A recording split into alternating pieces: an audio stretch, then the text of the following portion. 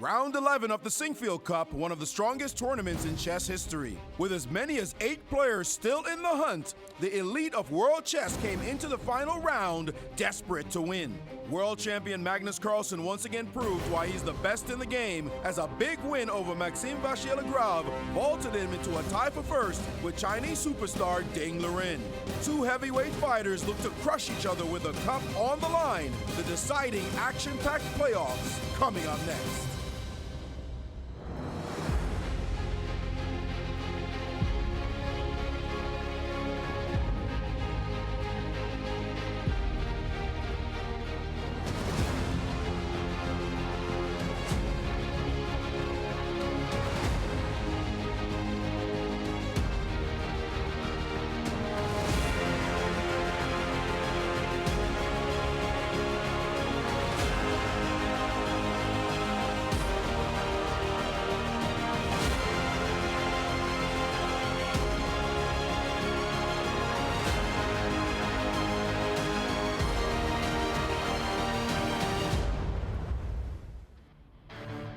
Welcome back, everybody, to the final day of the 2019 Sinquefield Cup, held here at the St. Louis Chess Club. This is it, the championship day, the day when the victor is going to be decided. We have a mini match between Magnus Carlsen, the world champion, and Ding Liren. What's going to happen? Who's going to take the cup home? Let's go to the studio and find out with Yasser, Jen, and Maurice.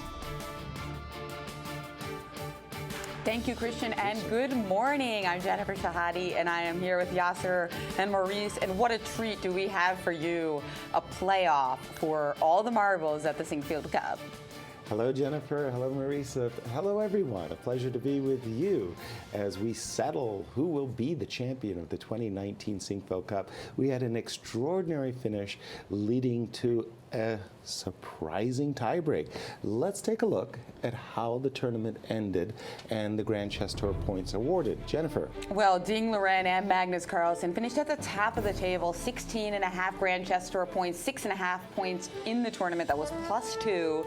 The chasers behind Sergei Karyakin, Vishy Anand, earning 35K and 11 points. You don't see the prize money yet for Liren and Magnus Carlsen, and that's because not only are they playing for the prestigious title, they are also playing for bonus money, as the 90K and 60K will be pulled together. The winner will get $80,000 to over $80,000. Over $80,000. $82,500. To be precise.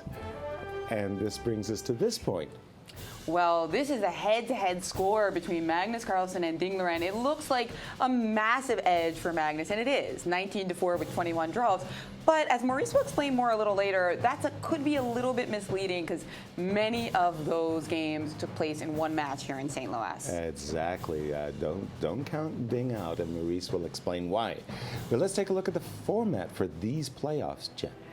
Well, it's going to be a 2-game rapid match, game 25 with a 10-second delay throughout. If that's undecided, either by alternating victories or by 2 draws, we will go on to a series of blitz matches. Okay. There'll be 2-game blitz matches. If any of them are decided, the match is over and the cup is decided. If they're undecided, we'll keep doing more blitz matches. If we have 3 and it's still a standstill, the chief arbiter will make a decision whether to do more blitz, go to Armageddon, Gotcha. and that is unlikely, though. Exactly. Probably if we play 4 matches, somebody will become the champ. Indeed. And then we're expecting that after the tiebreak, we'll have the ultimate moves within 30 minutes thereafter. Oh, yes, we will, with Gary Kasparov, indeed. But right now, we've got Maurice Ashley to talk to us about how these 2 gladiators got to the top of the table. Well, it simply has been an amazing event. It started off a bit slowly, but the end is all we could have hoped for. We saw it so tight, so tense throughout, and an improbable finish, to be sure. Let's take a look at how these players got here. First of all, Chinese superstar Ding Liren. He played solidly at the beginning, and then he turned on the jets. He had that great win, some say one of the great wins of the year, against Anish Giri in round 5. And then another fabulous win against Fabiano Caruana, showing his style not only on offense, but also on defense. He was on the ropes a few games and managed to show his tenacity and determination to survive. And he rightfully is here in this final playoffs. But someone will say, who Who brought this guy to the party? We thought he was dead. 9 draws in a row. Magnus Carlsen languishing in the middle of the pack for so long, but like a champ when it counted, he knocked out Wesley So in round 10, and then talk about a blow, body blows from every direction against Maxime Vachier-Lagrave in the final round. That's how champions get it done. And Magnus here now playing for the title. And what's the history behind these two? Well, Magnus fans will smile. The champion showdown 2 years ago right here in St. Louis was simply a wipeout. Magnus winning 10-1 in the Rapids and 6-1 in the Blitz. You couldn't imagine Ding Liren coming back from something that horrific, but he did just a couple of weeks ago, and in their one-on-one matchup, Ding Liren smashed Magnus with a brilliant queen sacrifice, one we all remember, and then in Blitz, they broke even. So recent history will have Chinese fans smiling to be sure, but the past is the past. It's all about what you got for me today, baby. And it should be an exciting matchup as Magnus Carlsen now arriving in the building. This should be a thrilling match for the Sinquefield Cup. Absolutely. Thank you so much, Maurice. And let's just take a look at the Grand Chess Tour standings now that the Sinquefield Cup is in the books. Here's where we stand. Reminding everybody that it's the top 4 that will make it to the finals in London at the end of the year. Jen. Well, it's going to be really tricky to get in there, but not for Magnus Carlsen. His spot is locked up and the key is thrown away. He sealed the deal. That's right, but he will be playing one more event, the Tata Steel event in India. Ding Liren also looking phenomenal as he just needs to win a few games in the other events, and he's golden. And MBL has wrapped up his tour. As you see, he's played in the 5 events that's required. Levon Aronian looking to pass. MVL has only played 3 events, 2 events for him, as we see Magnus getting ready for a tiebreak. And what a performance this man has achieved in his tiebreak outings. Guys, I mean, He's never lost. what can you say about perfection? He's never lost a tiebreak. Precisely. That's ridiculous. I mean, it's off the chart. It's ridiculous. Is what it is. I Never mean, lost a tiebreak. everybody That's fails. insane. Everybody once in a 100. while. Will it be today? 100%. We will see, but that's completely, that's sick. You must lose sooner or later, but this guy's trying to make it later than sooner. And by the way, he did show up early today. We've noted that he always got to the board in the Classico about a minute or 2 late, but he's not going to give any minutes away this time. So now let's go up to Chief Arbiter Chris Bird with final instructions.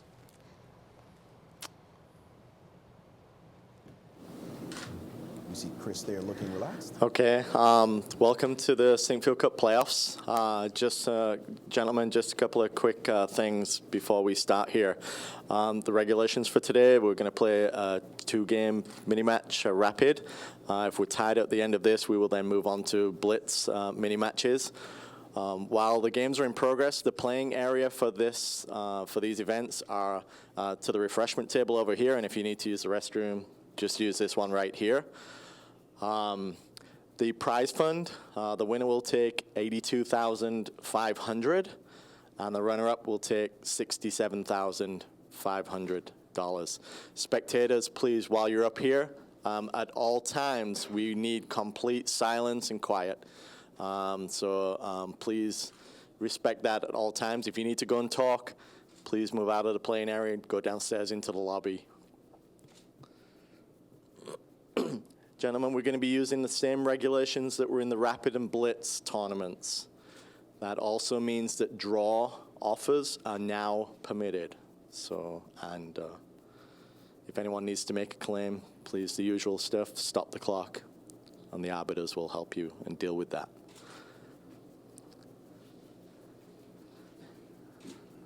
Does anyone have any questions before we begin? Okay, Magnus will have the white pieces in the first game. There'll be a minimum of 10 minutes between rounds. I'll announce the next round time as soon as this round is over. Good luck, gentlemen. Please go ahead, start white's clock.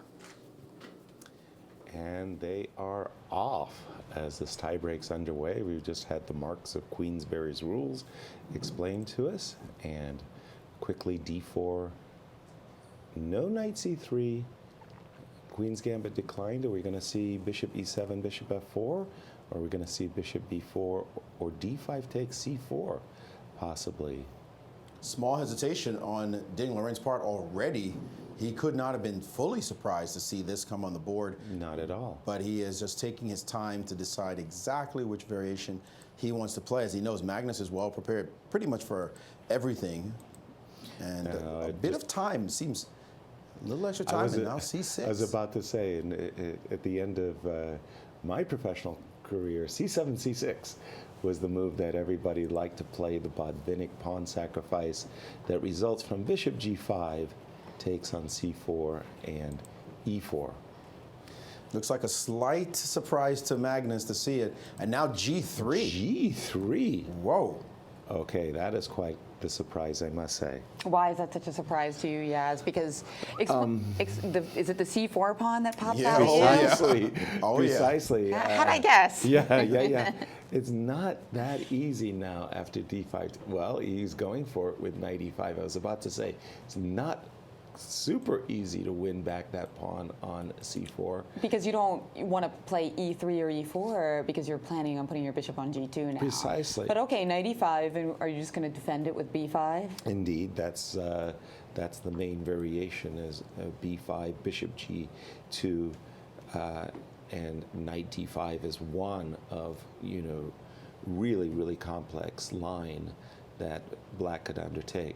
Now, if Black wants, he can also just allow White to recover the pawn with a move like knight d7, forcing knight takes c4. White is spending a lot of time, of course, and he played knight b7. He did play knight b8, d7. All right, so I know you're shedding a tear, Yaz, as you wanted to keep that pawn. I sure did. But okay, after knight takes c4, it seems like you're so surprised by White's treatment. Is there anything like lesser than this advantage than normal? I mean, White still has a good opening position, no? Oh, yes. I mean, look at that bishop on c8, that right. woeful. And let's just say, for example, b5. Played. Mm-hmm. Now, where are you going to move your knight? You go back to e5. That could be a trade of knights, a trade of queens. Yes. This is a solid treatment, right? Knight d2. For example, you could have a situation like this where basically Black aspires to play the move c6, c5. If he does get in c6, c5, and probably I made a mistake, I apologize. I'll just put queen b6 on the board. If Black ever manages to get c5, you can imagine how easily he might be able to make an inequality. Knight back to e5, mass trades happening very quickly. We see the knight takes, pawn takes, and now king takes on d1, keeping his knight on that c3 square. I think that's a knight g4. Big surprise. Knight g4 does look to all the world like a fork. Knight g4.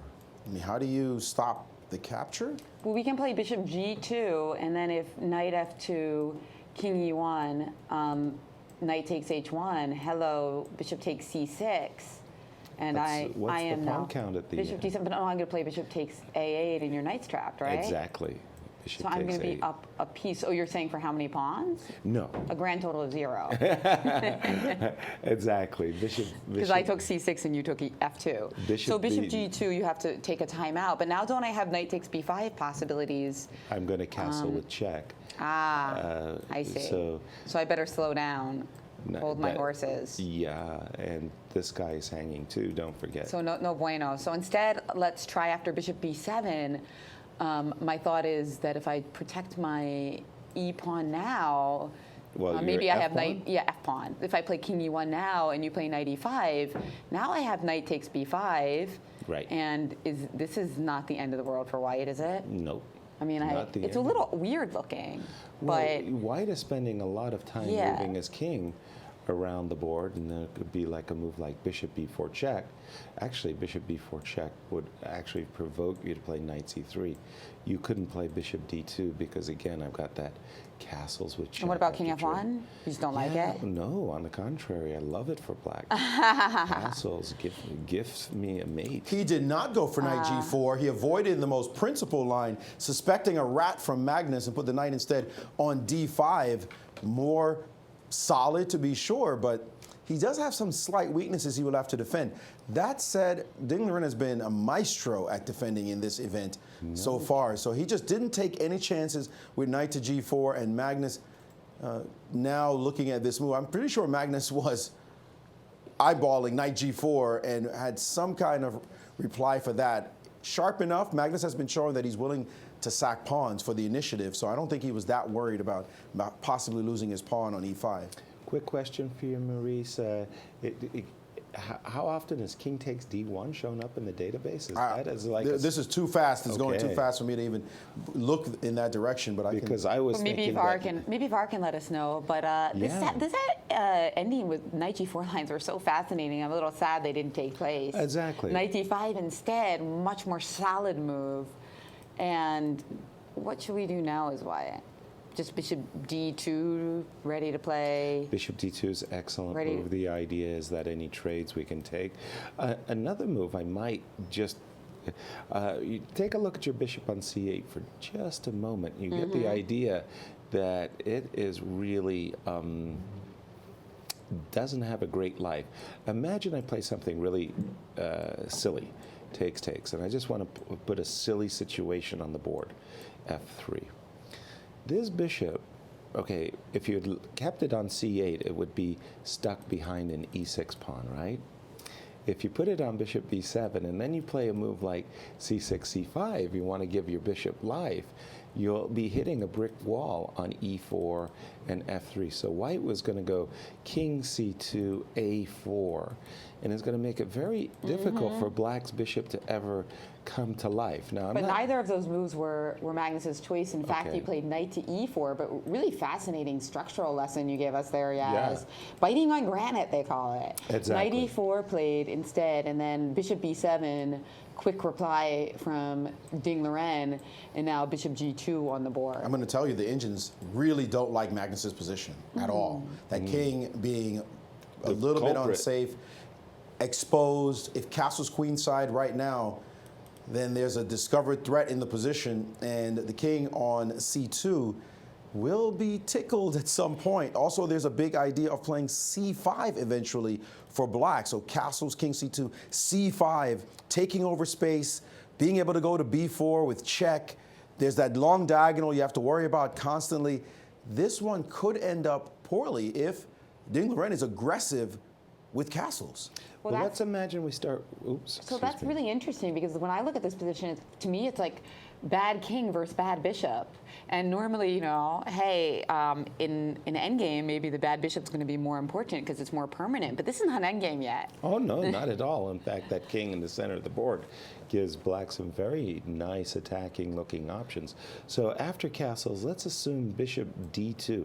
You're right, Maurice. King c2, knight b4 check looks like a very annoying move. But bishop d2, okay, on a good day, if I get the moves rook c5, pardon me, rook c1 and knight c5 together, that combination would be nice for white.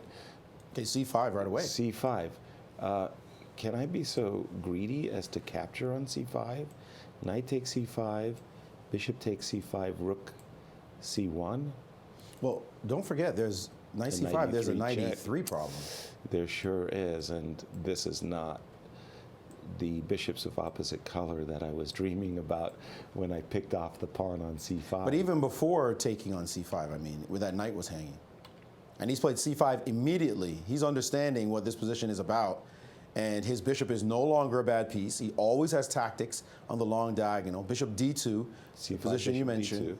d2. And now he could castle queenside, but he does have to watch out for this tactic you talked about. Well, rook c1, c5, yeah.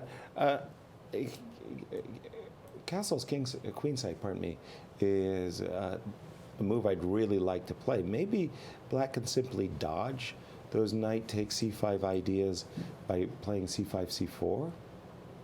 No, but c5 is so, castles is so dynamic, Yasser. True. I mean, if you castle queenside, by the way, your knight c5, let's just go down this line. Knight c5 can be met by knight e3 now. Not to take on c5, exactly. And you got a pawn, but look at your tripled pawns. Ah, I'm not happy at all. No. I mean, no. those variations not- are going to work out badly. Well, okay, but then how about rook c1? Now, in case of c4, is now a good time to take the time to play king to c2 and maybe try to park my king on b1. Actually, Also stronger for black is knight b6. Sorry, what Rook c1, knight b6. Rook c1, knight b6. Pinning your knight. And threatening knight c4. Pinning the knight to the bishop on g2 and threatening knight c4. I mean, black is just sort of taking over the initiative right now, and white is busy trying to keep the game going, but not. Black has nothing to fear here. No, knight takes. I was looking at some knight takes c5 cheapos. Bishop takes g2, knight takes e6, discover check. There's some strange lines. With So that knight rook on c5, bishop g2, knight e6, king b8. you also have knight c4. And he played passively instead. By the way, that line is, he can sack his rook after knight c5 just to get your. Okay, sorry. So knight b6, knight b6, knight c5, rook d2, getting the rook out of the way, so you have no discards. And then take, and now you have no meaningful discovery in this position. Especially as it's going to be met with knight c4. For check as well. Check, check. Oh, so two pieces for the rook here. Exactly. So he had that And aggressive line with instead- castles, but he didn't. He played bishop e7. Bit of a blink on Ding Liren's part. Bishop e7. Well, the strange part is that the move bishop e7, to my mind, is preparing to castle short. I like the idea that black's king could take a part in the battle on the queen side. Castling short and tucking the king away is all nice and good, but this could easily become an endgame very shortly, and the king on g8 isn't any great. And it's just so much slower. Much A lot slower. slower, Much yeah. slower. I think he blinked when he had the chance right now against Magnus. He's probably thinking he just needs a draw with black, play solid, don't go for the sharpest lines, get the white pieces, and go win it that way. Sure. But you get a chance against Magnus. Hey, I can tell you, if Magnus had the black pieces, it's like, I don't believe you. I'm coming after you. I'm playing the sharp line. I'm coming to kill you. Exactly. That you've got to take down the champ. You can't just back away and play solid chess and hope you make it, with the numbers, because that's not how Magnus is going to lose. Well, maybe it was just this idea of castling short to avoid all these knight c5 ideas, Yaz. But sure. But that's the point, avoiding risk. Can I just play ultra aggressive, a move I really would like to play when I've connected my rooks and brought them to the center? well, I better take it. You better take it, right? Knight d6 check, takes. So I've undoubled my pawns, and I'm ready. Please play knight e3 check, so that if you take, and then I got this pawn over here. Or conversely, please play knight e3 check, and at the end of the day, I'll pick off this pawn on c5. So king d7? King d7. So then I was thinking about this move. Well, f4, no, doesn't work.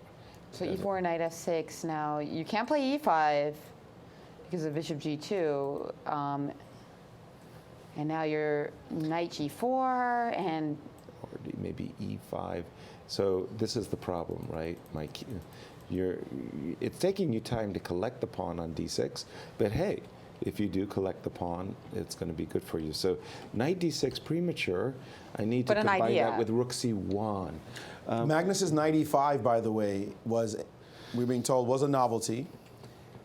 That way back, by playing this move, knight e5, you could feel that it didn't really work out for him. Not this move. Novelty, not knight this. e5? No, on move 8.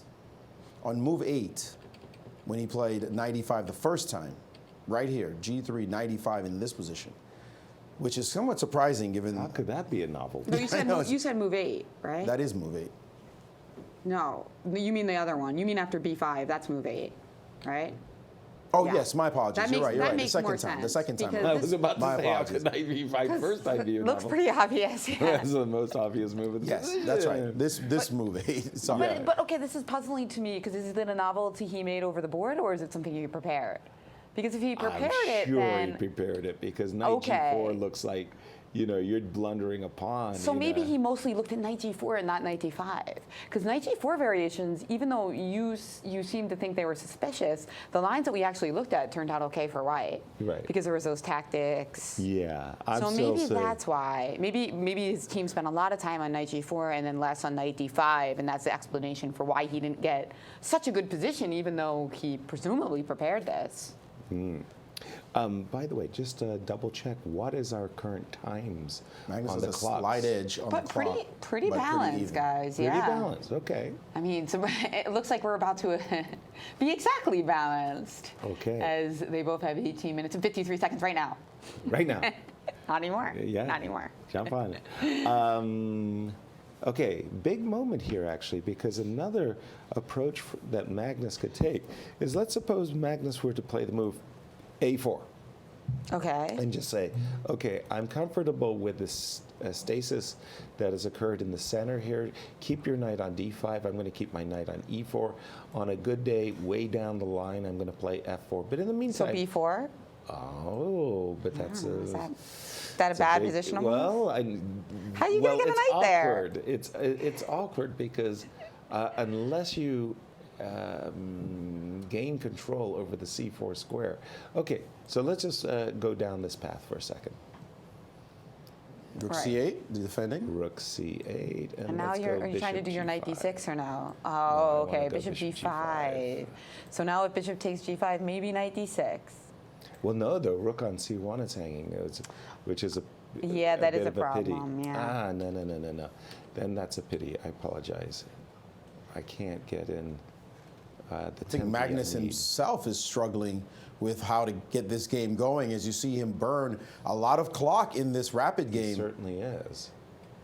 Certainly. He knows this is a very important moment in the game as Black is prepared to castle either side. Most likely, we see Black looking to go king side, but Black could also keep the king in the middle of the board as well. Although this bishop e7 move intimates that he wants to go king side and not give Magnus any chances. But this is going to be a very easy game for Black to play. That's probably the biggest difficulty here. Black's play is so easy. Castles, bring the rooks to the middle, start pushing pawns. White needs to figure something out specifically, and don't forget that king on d1, it obviously cannot castle anymore. So Magnus has to do some kind of fixing of his position. That's going to take a few tempi to get it fixed. King c2, bring the rooks together, put the king on b1. That's 4 moves. Black takes 1 move to castle, and then his 2 rooks get into the game really fast, and then he gets to play with no weaknesses to speak of. Black's got to be okay here, so Magnus wants to make sure that he's okay. And I think that's why he has to be careful about not trying any kind of a4 ideas, because he doesn't have anything real to chew on in Black's position.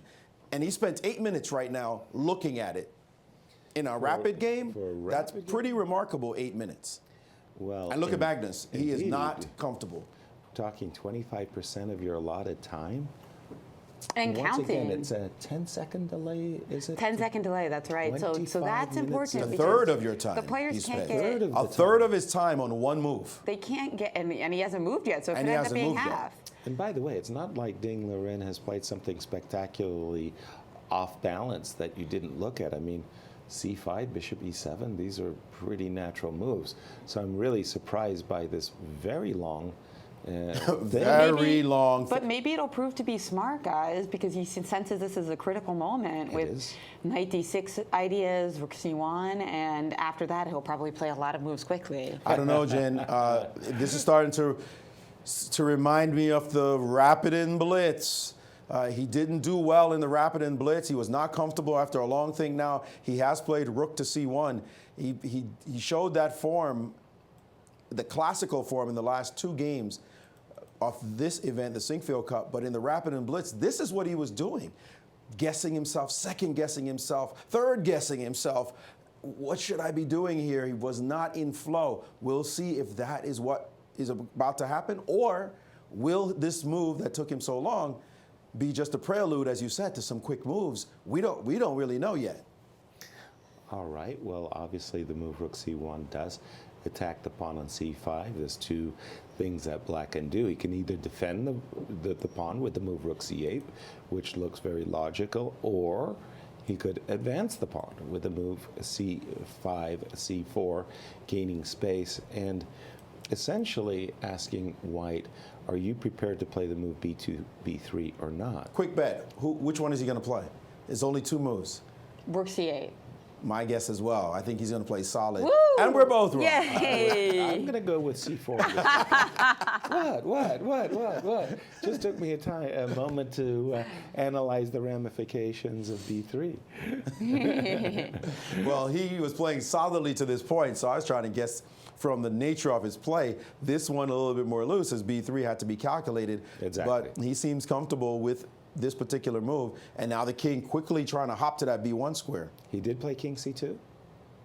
King c2, Yes. yes, played. Yes, no b2, b3, because there was a chance that after b2, b3, he could have that black, Ding Liren could have played a5. Yeah, and then that pawn is a runner. Again, the king isn't that comfortable. If the king was on g1, it would be much better off. But king c2, preparing to, as Maurice was saying, play king b1. There's an f5 siding. There's an f5 siding in the position that will be very sharp right now. Magnus will have to figure out what to do, as there are some discoveries that lead to his bishop being captured on g2, and then the king may not get back home in time. But with that, with the bishop at least e4 with check. that king on e8, knight takes f6 is a check, right? So you have to take with the pawn. Oh, you want to take with the pawn. Yes. The point so is pawn takes. to take with the pawn and reinvigorate the threat of f5. Well, sure, but if you could take the knight and it wasn't check, it might be actually winning material, or so it could be devastating. Right, but what do you do? What do you do now? now? F6 looks like f5. So if you go f5, I could maybe play Knight b4 checks here. knight That's b4 irritating, check. right? Yeah, if you get the d3 square for your knight, Yeah, so then bishop you're f3, happy. and I'm definitely.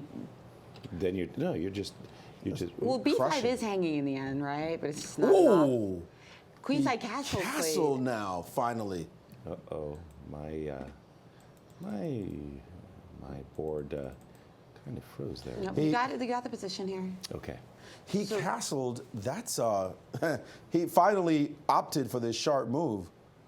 I am now- happy to see that move, by the way. For who? For Ding Liren. I think that the king on the g8 square would actually misplace the king, and I think that king on the queen side or in the center really makes the most sense. So But after f5, it looked really promising. Now king b1, and f5 might not be quite as strong anymore. well, why do I have to play for You don't have to f5? play it right away. Why don't I just bring my rooks to the open d file and eyeball the bishop on d2? So all the moves, by the way, we were talking about, the king fixing itself, the rooks coming to the open files. Rook d1 played instead of have king been b1. played. Have been played. This is what we were talking about. Castles, You needed, he Rook needed to D1. fix his position in Rook on Magnus, H to D1. and he needed to play all these moves. Right. Now- So the king up, the rook up. Ding Liren will be play rook d7 and double as well. Yeah. So bishop g5 is never too good because you do have f6. Well, a moment ago you were going to play f6. Ooh, f5 now on the board. Now f5 Whoa. played. You know, he's Okay, changed.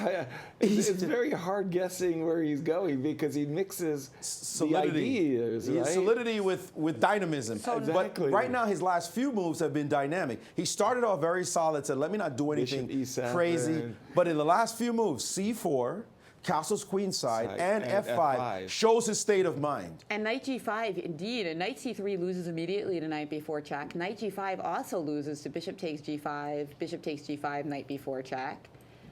So both of those moves are out, right? I mean, It leaves only e5 takes f6. yeah, I mean, There's either no- that or knight d6 check. There's But no alternative. Magnus is nervous now. is knight d6 check is the only other candidate move, but that would just sacrifice a pawn, and I don't see that leading to anything.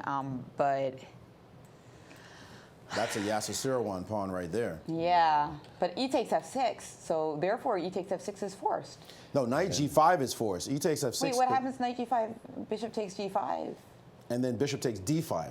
Ah, okay, right. Bishop takes d5. Nice little in-between move. Wild line breaks out, but you may Yeah. be losing a pawn. But wait, you're losing e5, huh? Yep. But there's bishops of opposite. Okay. Right. You hope as you survive this position. Right. Yeah, okay, so smart idea there, knight g5, and indeed, Magnus is thinking it over as he sees this idea. He has been outplayed, though. Magnus has been outplayed No this question game. about Those it. last He few moves were definitely- not accurate, and Magnus trying to decide now as he realizes he has to get in the defensive mindset. But let's say he's not. Whoa, Knight d6. forget He defensive did mindset. choose the other pawn I'm going to sacrifice. sacrifice a pawn and keep it going. Yeah, well, Knight d6 check, bishop takes d6, e5 takes d6, all on the board. We're anticipating take the pawn. so similar to the other pawn sacrifice, he's anticipating sometimes there's going to be this bishops of opposite color endgame. You're right. Where he can hold on, and indeed he goes for that right away. So for some reason he liked this move order better than the knight g5 idea. Bishop takes d5 right now. And maybe because he wants to put the bishop on c3 as. I think that might be why, because Well- with it on g5, it would be harder to reroute it to that nice diagonal. Well, I'm thinking just the opposite. I'm thinking that he sacrificed a pawn purposely to try to get a draw, but if he could play king c3, king b4, Uh-huh, yeah. then okay, That's why, okay. If, for example, bishop f4, and if I could get my king over here, I've got this really, really, gorgeous dark square blockade. Now, having said that, Jen, bishop c3 looks like a very decent getting, as you say, the bishop on the long diagonal. Maurice? There's an amazing decision, though, that all of us as humans would not want to do, but the engine's saying this is the best way to take on d5, is to take with the pawn. Take with the pawn, shut down everything white is trying to do, and get this line. So, for example, bishop c3 can be met by this intermezzo, hitting this pawn, and if you save it, then g5. And black is playing for initiative in this position. Maybe an f4, rook maybe h6. play on this side. Sorry? Fascinating rook decision. h6, yeah. Fascinating And with rook decision h6 with as the- well, so he gets a lot of play. And this is probably what Ding Wow. Liren is considering. This is not what we would do as humans. We see the full-scale dark square blockade. This bishop looks poor, but it can be rerouted later. It can go back at c8 and find this potential f4 and find this diagonal. But this massive pawns, also he'll have to worry that a5 might happen sometime in the game. Right. So this is counterintuitive, but very strong, at least enterprising. The other lines, Magnus might be thinking about getting that drawing blockade set up as we mentioned, but this opening the line with this capture would be really interesting. As we said, counterintuitive. Let's see whether or not Ding Liren finds this idea. I love it. Once you see it, it looks so appealing, especially with this idea of Exactly. g5 and f4. And it looks like Ding Liren is carefully considering his three options here as, and Well, I think that this is just an incredibly important fork in the road of the game. No question about it. I love the move e6 takes d5 from a structural point of view. Black has a queenside majority, 3-2 on the queen side. But if you could go e6 takes d5 followed by d5 d4, Oh, boy, that's just money like in a the bank. huge, And he's done it. And here it is. Wow, huge he has majority. done it. A nice recapture with the pawn to bring his, essentially, as Maurice was saying, the rook on e8 comes to life, and And d4 was a Bishop huge C3. threat. Saw it all. So bishop c3, rook e3 on the board. Rook e8, yeah. Pardon me, rook e8, e2, e3, and now this move g5.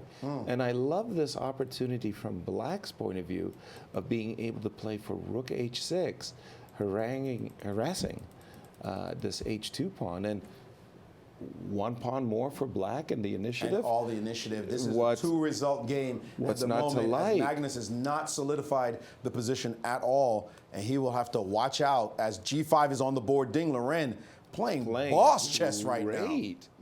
He's playing wonderfully well. Really, really And Magnus is in trouble. impressive. Magnus impressive can't even find a play. target. That D pawn, well defended by the bishop for the moment. It doesn't look like white has any way to pierce the structure. The beautiful thing, too, is b3 and a4, those things won't affect Black's position. He'll just have passed pawns. You do things like that. Yeah, You can that- trade off if you want. A6 will keep everything solid, and he'll just get passed pawns for you to stare at. Plus, you're down a pawn, and you're going to have to worry, like, what do you do about rook h6 as a threat? I think I have to start with the move rook d4. Agreed. In order to meet rook h6 with h4.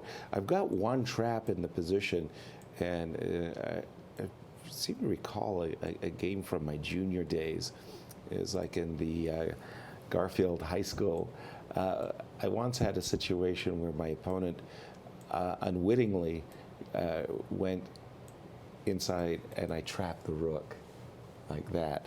So I'm thinking that Magnus has to play the move rook d4 order to meet. He did, okay. In order to meet rook h6 with h4 and at least offer a trade of rooks, and maybe on a good day if white could get rook g1. Again, he's playing for a blockade. He's trying to draw the game. He's trying to draw. There's no question. Exactly. And you know, if he can get his bishop to d4 and his king to c3, we talked about that dark square blockade. He will be closer Rook to a e4 draw. played instead. E4. Rook e4. Okay. And his main point is to play for that rook h6 idea as well, trading off a pair of rooks. That could backfire. That could backfire as you simplify the game and make it a little bit easier for white. But as long as he keeps a pair of rooks on the board, then he should still have some initiative. Okay, rook e4. Let's see what we can do. My first instinct would be to take the rook. And I want to play, Okay, take with the f-pawn because that way your f-pawn is also a weakness. Yeah, yes. Okay, then I want to go rook h1 and h4. Okay, and I don't have rook f6 because that square is guarded. So I'm going to have to move my rook back in order to attack. Exactly. And let's go h4. Now, if I can get you to play g4, okay, then the idea was that you're blockading. I'm getting. I mean, it's not like your light squared bishop. Okay, what if I play rook f7, bishop f4, d4? Is that possible? Oh, you're not going to fall for it. I'm just gonna go king c3. Well, b4 should be played, right? You should play b4 and try to. You shouldn't move the rook because I see a bishop d6 coming. Let's put our rook back on d7. It seems like there are some potential tactics in all these lines. This one, play for b4 and a5 probably. a5. Yeah. Here, the bishops of opposite color, I think, is making a very. Bishop c6. By the way, rook e4, rook h1 on the board. Rook e4, rook h1 on the board. Sorry, Jen, here? So rook h1 right away. So rather than rook taking h1 first, okay. Rook h1 immediately. Okay, white's leaving the tension, keeping the tension. Makes a lot of sense because that means that there's no reason for you to think that the F file is half open. Yeah, I like that idea better. Much better. Nice little tweak on the same defensive idea. But I think from Magnus's point of view, if Magnus can get an h4, provoke the move g5, g4, and then, rook a1 and get a dark square blockade, he'll be closer to a draw. What about that bishop on b7 appearing on either e4 or d3? That would be magic. Well, bishop c8, bishop e8, bishop h5. Bishop e8, bishop c8, bishop what? Bishop c6, e8, h5. Oh, sorry. And then bother him somehow. So 1, 2, 3, and then. Oh, that too. I didn't even look at that route. Yeah, h5 I was thinking. But g6 is another square. Yeah, maybe that's a way to improve this bishop and just to keep the play going. We saw this happen with white in the Sinquefield Cup where he was able to do it. With the white side. With the white side against Anand. Yeah, very important idea in French positions where you reroute the bad bishop by e8 to g6 and h5. Oh man, yeah. I don't play the French, but when my opponent gets to do that against me, it's always very groan-worthy. Groan-worthy. Yeah. But guys, how is Ding Liren going to handle h4? Rook h6? Well, the problem as I see it with rook h6, Maurice, is I'm going to take on e4, and if you take, just for argument's sake, with the d pawn, bishop g7. And if I take with the f pawn? Same idea. Bishop g7. I'm attacking your rook. If you put your rook on g6, then I'll drop back to d4 with the double threat of capturing on g5 and capturing on a7. And if you put your rook on h5, well, you may not want to put your rook on h5. It looks a little bit awkward there after bishop f6. And again, your f5 pawn could be on e4. And what if I take the other way? I just want to, I always want these, you're doing the same thing, bishop g7, and then rook h5?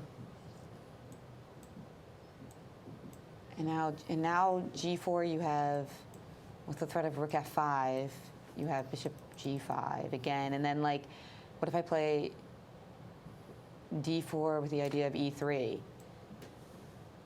I'm just trying. But why do you have to do this? Why don't you just play for B4 and eventually you play H6? White has no counterplay. White is going to be trying to protect this position. Yeah, I know. I'm trying to make a winning breakthrough before he gets a fortress. You know, like D4 and E3, just like get something going. But it seems like you were like basically defending there. So H6, let's go down this line. Oh, sorry. B4? Oh, sorry. Yeah, I the went whole bishop thing, G5. Yeah. This, B4. B4. Rook H6. H6, bishop F4. Rook F5.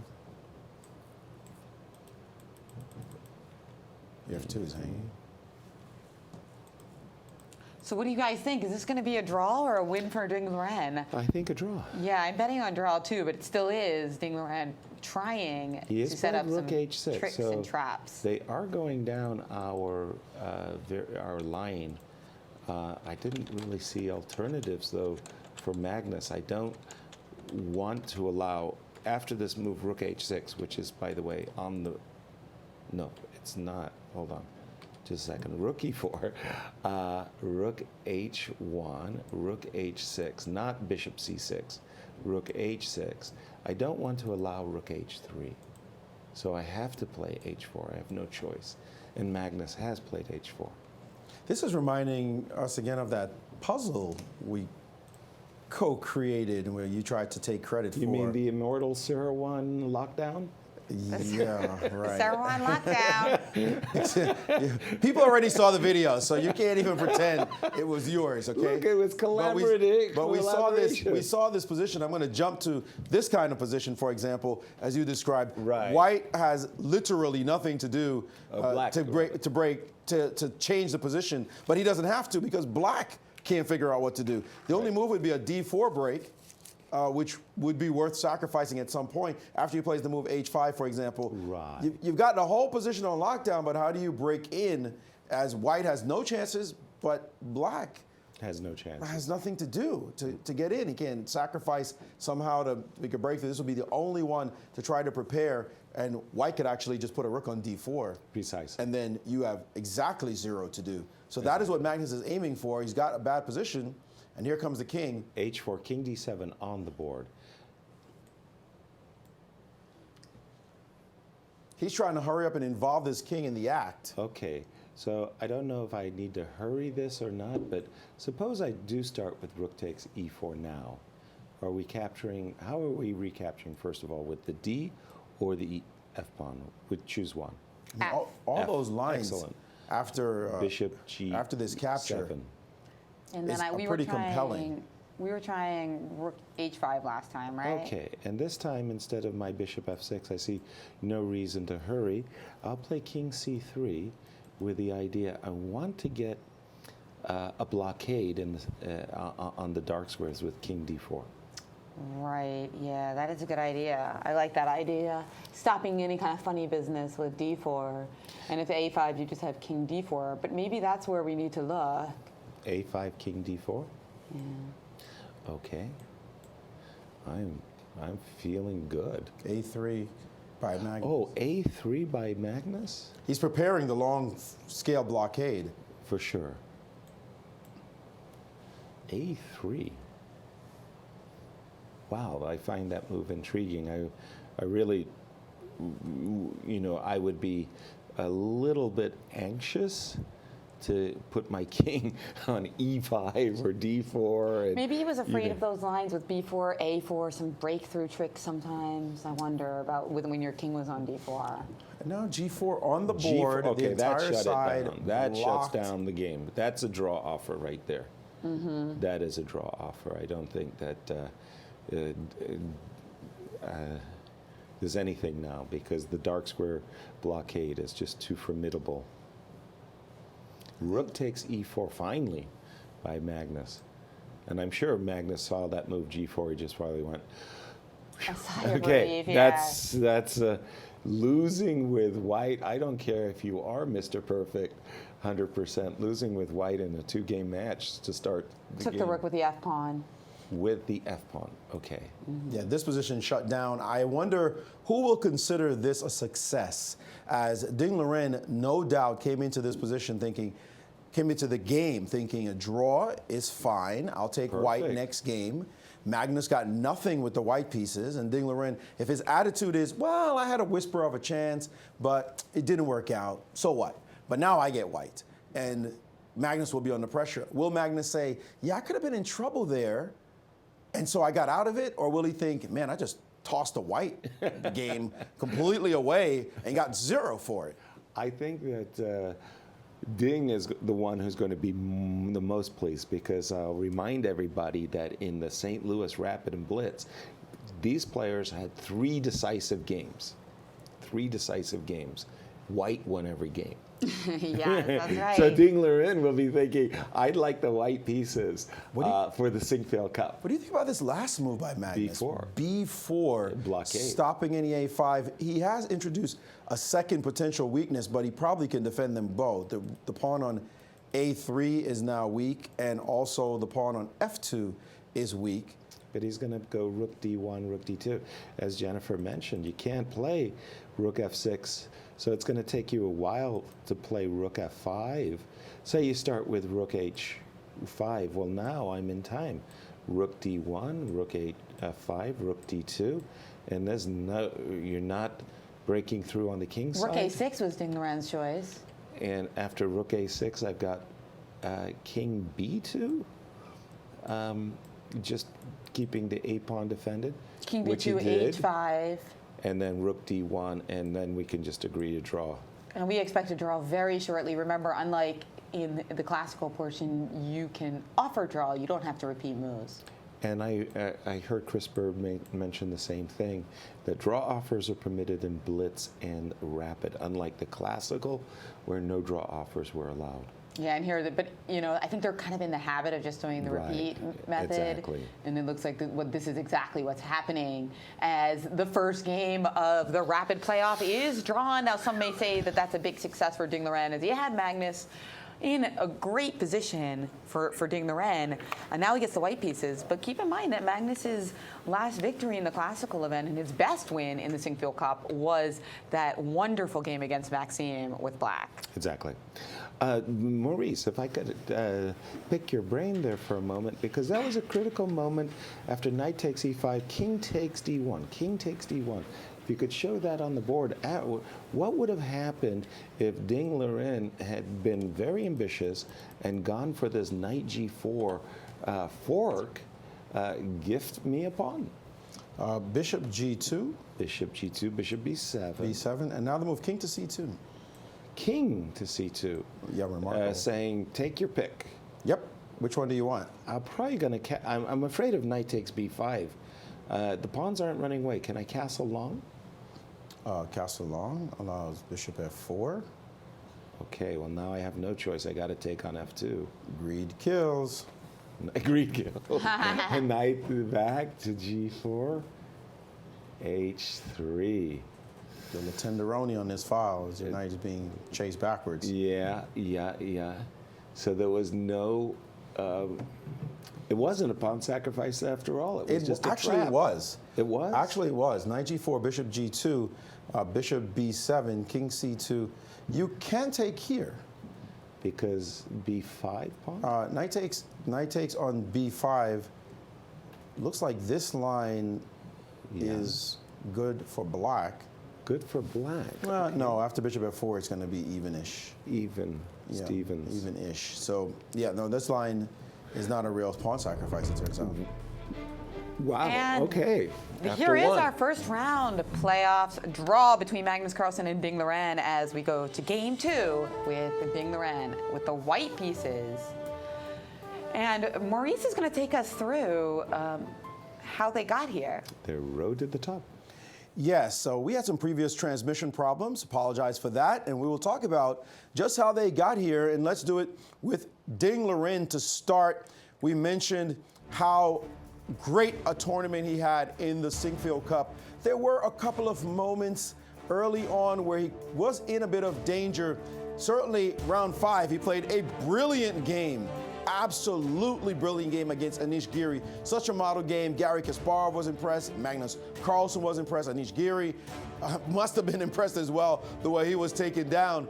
And then that round 7 game against Vishy Anand, man, he was in dire straits. And Vishy failed to land a blow as Ding Liren managed to survive that one. And then in the very next round, round 8, he survived what looked like a vicious opening prep by Magnus Carlsen. With beautiful defense on his part, saved the day. And then the very next round, he was able to take down Fabiano Caruana in a powerful display of control and then aggressive chess. And he managed to go to his +2 to end the event. On the other hand, Magnus Carlsen had a very different route indeed. 9 draws in a row. He had not had 5 draws in a row in the previous Sinquefield Cups in any of the ones he had played in. But this one, he had 9 in a row, and with his back to the wall, the world champion showed what makes him the champ, as he beat Wesley So in round 10 in a game where Wesley made a couple of mistakes, but hey, you've got to make them, and then you got to exploit them. And then Maxime Vachier-Lagrave, that was just a brutal takedown in a wild position where the Frenchman blinked and didn't see the punches coming, as he just simply destroyed Maxime Vachier-Lagrave in that game. Magnus Carlsen just showing what a boss he is by winning on a must-win situation. And we did discuss their recent history. It does not look pretty. 10-1 in Rapid in the Champion Showdown, and then 6-1. This was back in 2017. Ding Liren got the welcome mat really served to him in this one. Just a complete wipeout, a total of 17-2. What kind of number is that? But Ding Liren showed that, hey, I do not just sit back and get punched in the face. And in the Rapid 2 weeks ago, the Rapid and Blitz, Ding Liren took down Magnus with a scintillating queen sacrifice. Queen takes G7 and then hunted down Magnus's king and mated him. Magnus had to resign before the forced mate on the board. They did share 1-1 in Blitz, but this is the kind of result that Chinese fans can say, this is our boy. This is how he plays chess. Well, again, a draw, so showing that he can hang with Magnus.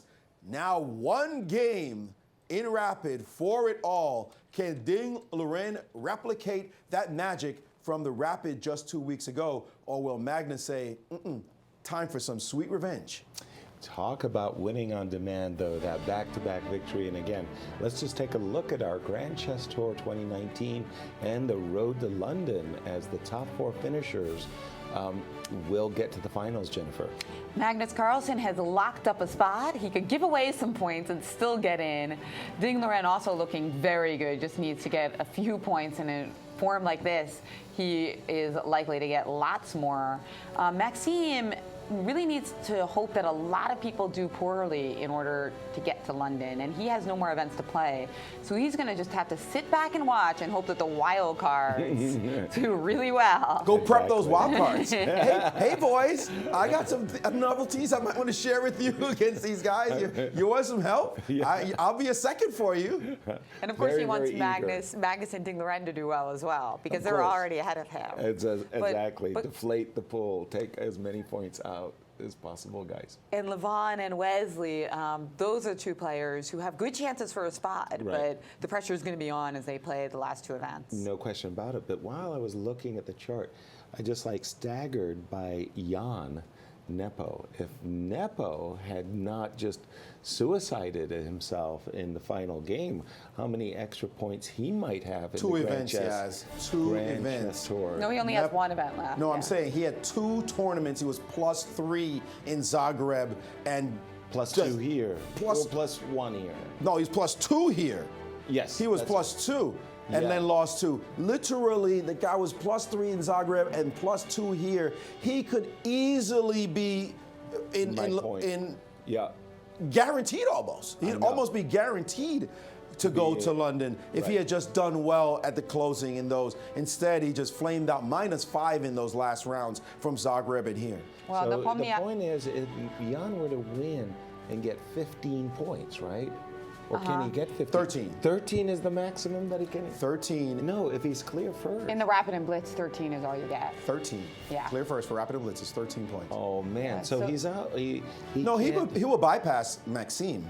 So, yeah, you have a chance if he gets sorry. clear first. Right. That's If he gets sorry, clear no, first, he has a That's what I chance. wanted to say. But He even needed then, to clear first. But then he got Levon problems with Levon and Wesley still. He has to hope they do badly. Right. Yeah. Or one of the two does badly. Right. He has Right. to hope for that. So Jan, unfortunately, Nepomniachtchi did lose most of his chances to get onto the tour finals in London here, but he did entertain us, Jazz. He had half of the decisive games in the Certainly event. entertained us. I don't think he And I cares about decide- He was the entertaining most us. I'm decisive just sad. player in the tournament. I'm just sad that Grishik wasn't here as well because you wanted to see their classical battles with the Right. guy who will get down to the 30-second delay ASAP, and Jan who would literally probably lap him by an hour and a half. I mean, it would have been amazing. Yeah, That would have been a great battle. For you, for us.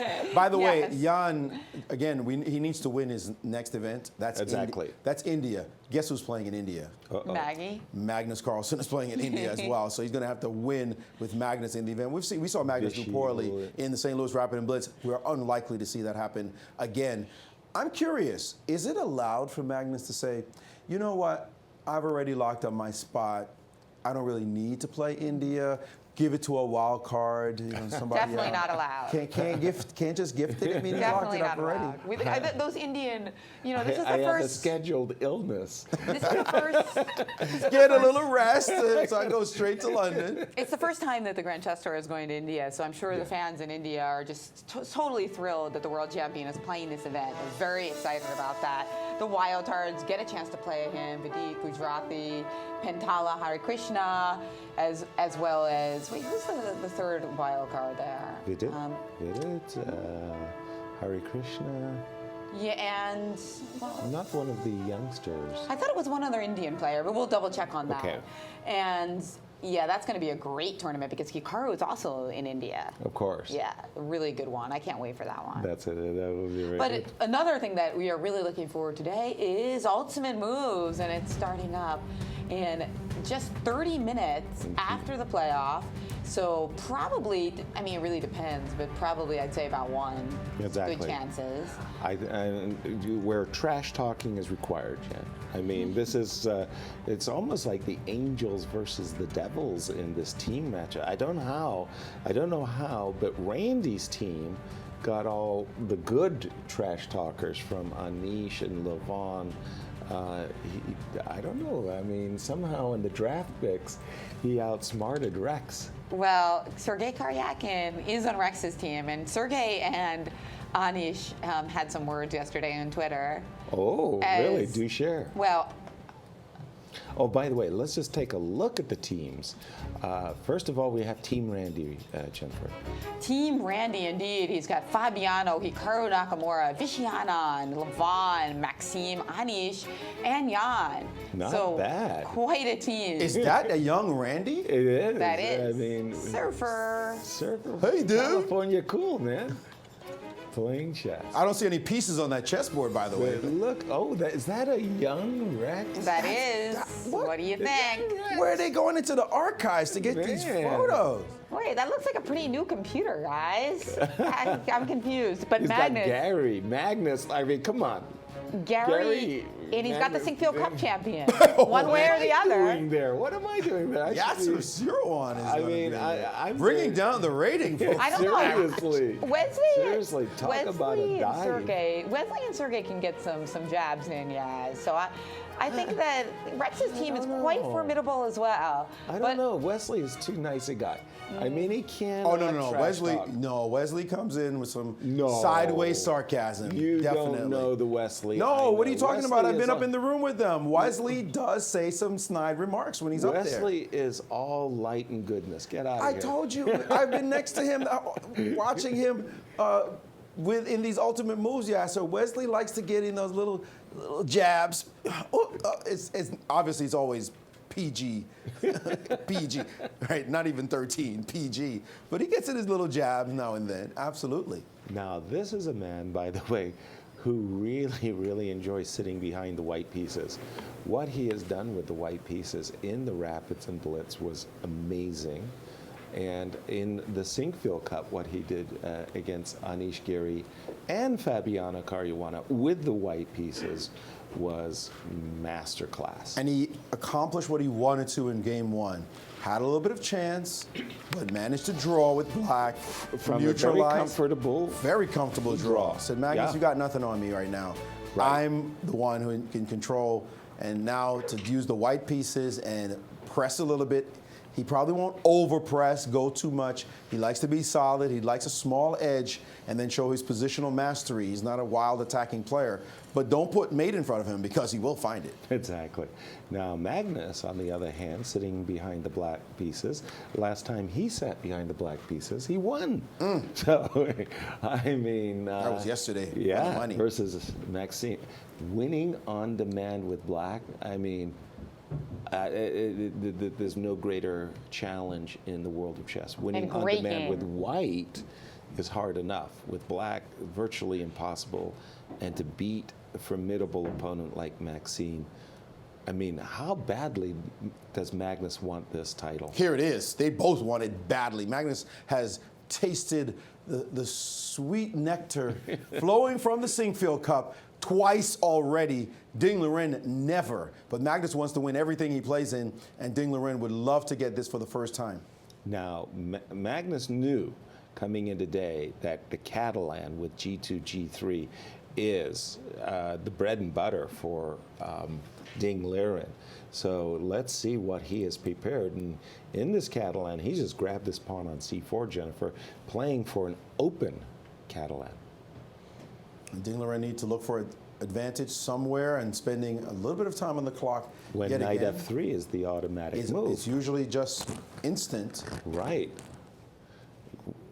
But he's played Queen A4 check. Maybe he was afraid of some early B5 provocative lines. He wanted to cross up Magnus. And Magnus, by the way, he didn't like this move, Queen A4 check. He was prepared for knight F3. When you see Magnus grab a chess piece, that's a tell that we've noticed recently from him. When he grabs a pawn or anything captured, usually it's a pawn he picks up. It means he's not in his absolute comfort zone. He's got to think. He's got to recalibrate what's going on. He just grabs that, and he won't move. You see it's in his right hand. Reminds me of shuffling chips in poker. Yeah. Right. But those guys he'll put it away, as you see there. Leave the chips together. That is very impressive that they can do that. So you see, he put the pawn away. Right. He put the pawn away, and it's like he settled down into the position. But that pawn grab is a bit of uncertainty he has about the moment, and then he puts it away. He doesn't leave it in front of him and then move. It's not like he puts it down. There he goes after it again, and he's got it in his hand again. And I almost never see him just put it down, leave it in front of him, which would seem like efficient, right? It's almost like a fidget spinner. Leave the pawn in front of you. But what happens? But he'll put it away before he moves. But what if there are no pawns traded? He's not at the point where he'll take a queen from the other side of the table and start fiddling with that. Grab the queen. Now, here's the point. Queen A4 check.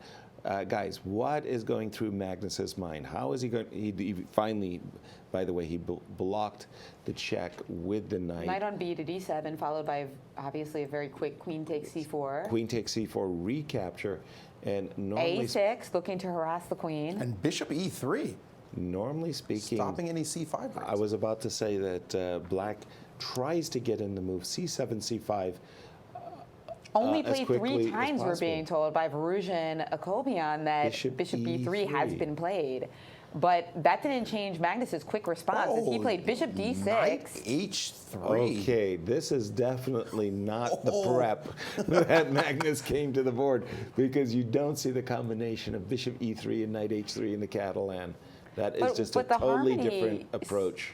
Forget prep. Where's the harmony here for White? How are we going to harmonize all these pieces he has? That's exactly. a very good question, in fact. Interesting again, as we see Magnus fidgeting with that pawn. Ding Liren captured the black pawn, put it to his right. Yes. And then decided, I don't like it over there. Picked it up and put it all the way to his left. I've always put the captured material behind the clock. I just liked it over wherever the clock was, left side, right side, didn't matter. I thought it was the polite thing to do was to not to have not like pieces in your all face. Look at all around. the pieces I captured of yours. Right. Well, also in your face. I didn't like to when my opponent took the captured piece and put them just behind the pieces. So, you know, like you're looking at the board and then you're seeing captured pieces back there. Just put them away behind Polite the and clock. courteous. You sound like you're going to be a formidable trash talker in Ultimate Moves. Oh, no. Yasser is a trash talker. I try. That's for sure. Okay. What has happened? Who's on turn? It's white to move again. Black to move, sorry. After castles, yeah. Magnus's turn after castles. Okay. So you're looking at an immediate e5. Well, the point is, yeah, I'm looking at how am I going to activate this bishop. Now, what Ding Liren did by putting the knight on h3, he's left this diagonal open. Normally speaking, with the knight on f3, the move b5, the queen would move back, bishop b7 could be played. But b5, the queen moves back, and now the rook is hanging. Then we'd have to play rook b8. And I don't like that. Yeah. So I'm thinking knight d5, maybe trying to But here's a move we didn't expect. H6 play. H6. h6, okay, that's very common too. This bishop is not going to stay on e3 for the whole of the game. White is going to want to play e2, e4 at some moment. So oftentimes in the Catalan, you do see bishop g5 takes f6. h6 is a good waiting move. So let's assume knight c3 just for now. Now, the question that I wanted to ask, isn't black obliged at some moment to play the move e6, e5 to get that light square bishop into the game? By the way, this bishop e3 move was seen in a big-time matchup with one Fabiano Caruana against Vishwanathan Anand in Batumi. And that one, if I remember correctly, was a smash. I think Fabi won in maybe 26 moves. It was a quick one. It was a beautiful win by Fabi. I remember it was a pawn sacrifice. It was some kind of pawn sack. Wow, it is exactly 26 moves, I'm being told. Good memory there, but I remember because it was impressive. 26 moves, but I remember it was a pawn sack. It was like this weird pawn sack where Fabi just said, yeah, I'll just give you the pawn, but my play is just so amazing. And then he just won, and Fishy had to resign. He was losing a piece. I remember he lost a piece in that game to just beautiful tactics by Fabi. But this was Fabi's specialty there. But it looks as though black should be okay in this position. And he has played, Ding Liren did play knight c3, by the way, more or less after a 1 minute thing. Jen, I'm not going to say too long. By the way, for what I'm considering a very offbeat Catalan position, both players have been playing very quickly. Yeah, smart time management considering it's a wrapping game. Now, again, I'm thinking e6, e5. E5, yeah, I like that idea. So what were we going to do? Bring our rooks to the center? Rook FD1. Rook FD1, very common move in the Catalan. Queen e7, getting my queen off the d file. I'm angling, by the way, I just want to give you a heads up. I'm planning to play e5. I'm planning to play e5, e4 to shut down this bishop in case you don't take on it. But if you play e4, so if you play e4 basically, and I play d5, then you have rook e8. Exactly. I want to keep the pawn on e5. And b5 was played, and not Whoa. e5. b5. b5, and B5. This is now a first time we've seen this Queen b3, move. rook b8. Queen b3, rook b8, a novelty by Magnus, and quickly knight f4, bringing that knight into the game. You can imagine that knight landing on d3, by the way. This one is sharp. Magnus literally has 2 breaks to consider, big ones at that. The move e5 is one, and move c5 is the other. He might think about just developing his bishop as well to b7. So lots of options for the world champ to consider. Meantime, Ding Liren's moves are sort of easy. Bring those rooks over and see what happens next. And you got to watch out about playing c5 because there's knight takes e6 in the position. Although the line doesn't end there because then you have to calculate c4, knight takes d8. But it's winning for white. Well, we should be winning for white. So basically, let's take a look. If c5 right away, it's white's moves. Let's say like rook d1 or something. Well, no, I think it was. Oh, knight f4. You're right. Knight f4. Black's move. If black plays c5 right here, I think that just blunders the game. Knight takes e6 wins for white. c4, you can't take because then after queen takes e6, you're just losing 2 pawns when I win the bishop on d6. So you would have to play c4 to try not to lose immediately, but then in fact you will lose because knight takes d8. Followed by it takes on b3. And now knight c6 is exactly. in the game. And the knight not only gets out, but the knight is actually huge, beautifully placed, and he's already won a pawn and a second pawn. And we're going to win a second pawn, yeah. So c5 would be blunderful. So bishop e7 or... I would actually... Queen e7, I would rook like e8, to start something with just queen solid. e7 to the, Shore or things up a bishop little bit. b7. Yeah, just... but here, I could imagine that white is definitely for choice. This Catalan with the knight, somehow when the knight is on f3, we've seen in Catalan's knight e1 to d3, somehow white has gotten a good Catalan accelerated somehow. I'm not happy about Magnus's b5 decision. Did the computer like it? Yes. By the way, it did. Still thinks it's fine and thinks it's better for black at the for black actually at the moment. Bishop b7 now saying equality after takes and takes on b7. So just equality. So just equality, maybe even a slight edge for white in this position. I would have thought so. But the move d5 is going to be the one he's concerned about. This one here, he's going to have to pay very careful attention to. White could play it now, and then black will have to make some decisions as to what to do as the dynamism is fast. The move e5 runs into the amazing knight e6. Right. Anyway, as you have to capture and takes, and now your knight is hanging as an e7 threat along the long diagonal. Check, yeah. So this is something that he will have to watch out for as Magnus, as this opportunity does present itself, this move with d5, but we'll see if Liren finds it. Yeah, I was thinking that d5 he was going to have to capture maybe on f4. And how would you judge this one? I think black's okay. c5 or maybe c6. This bishop on f4 makes a very pleasing impression, I must say. A rook fd1 and yeah.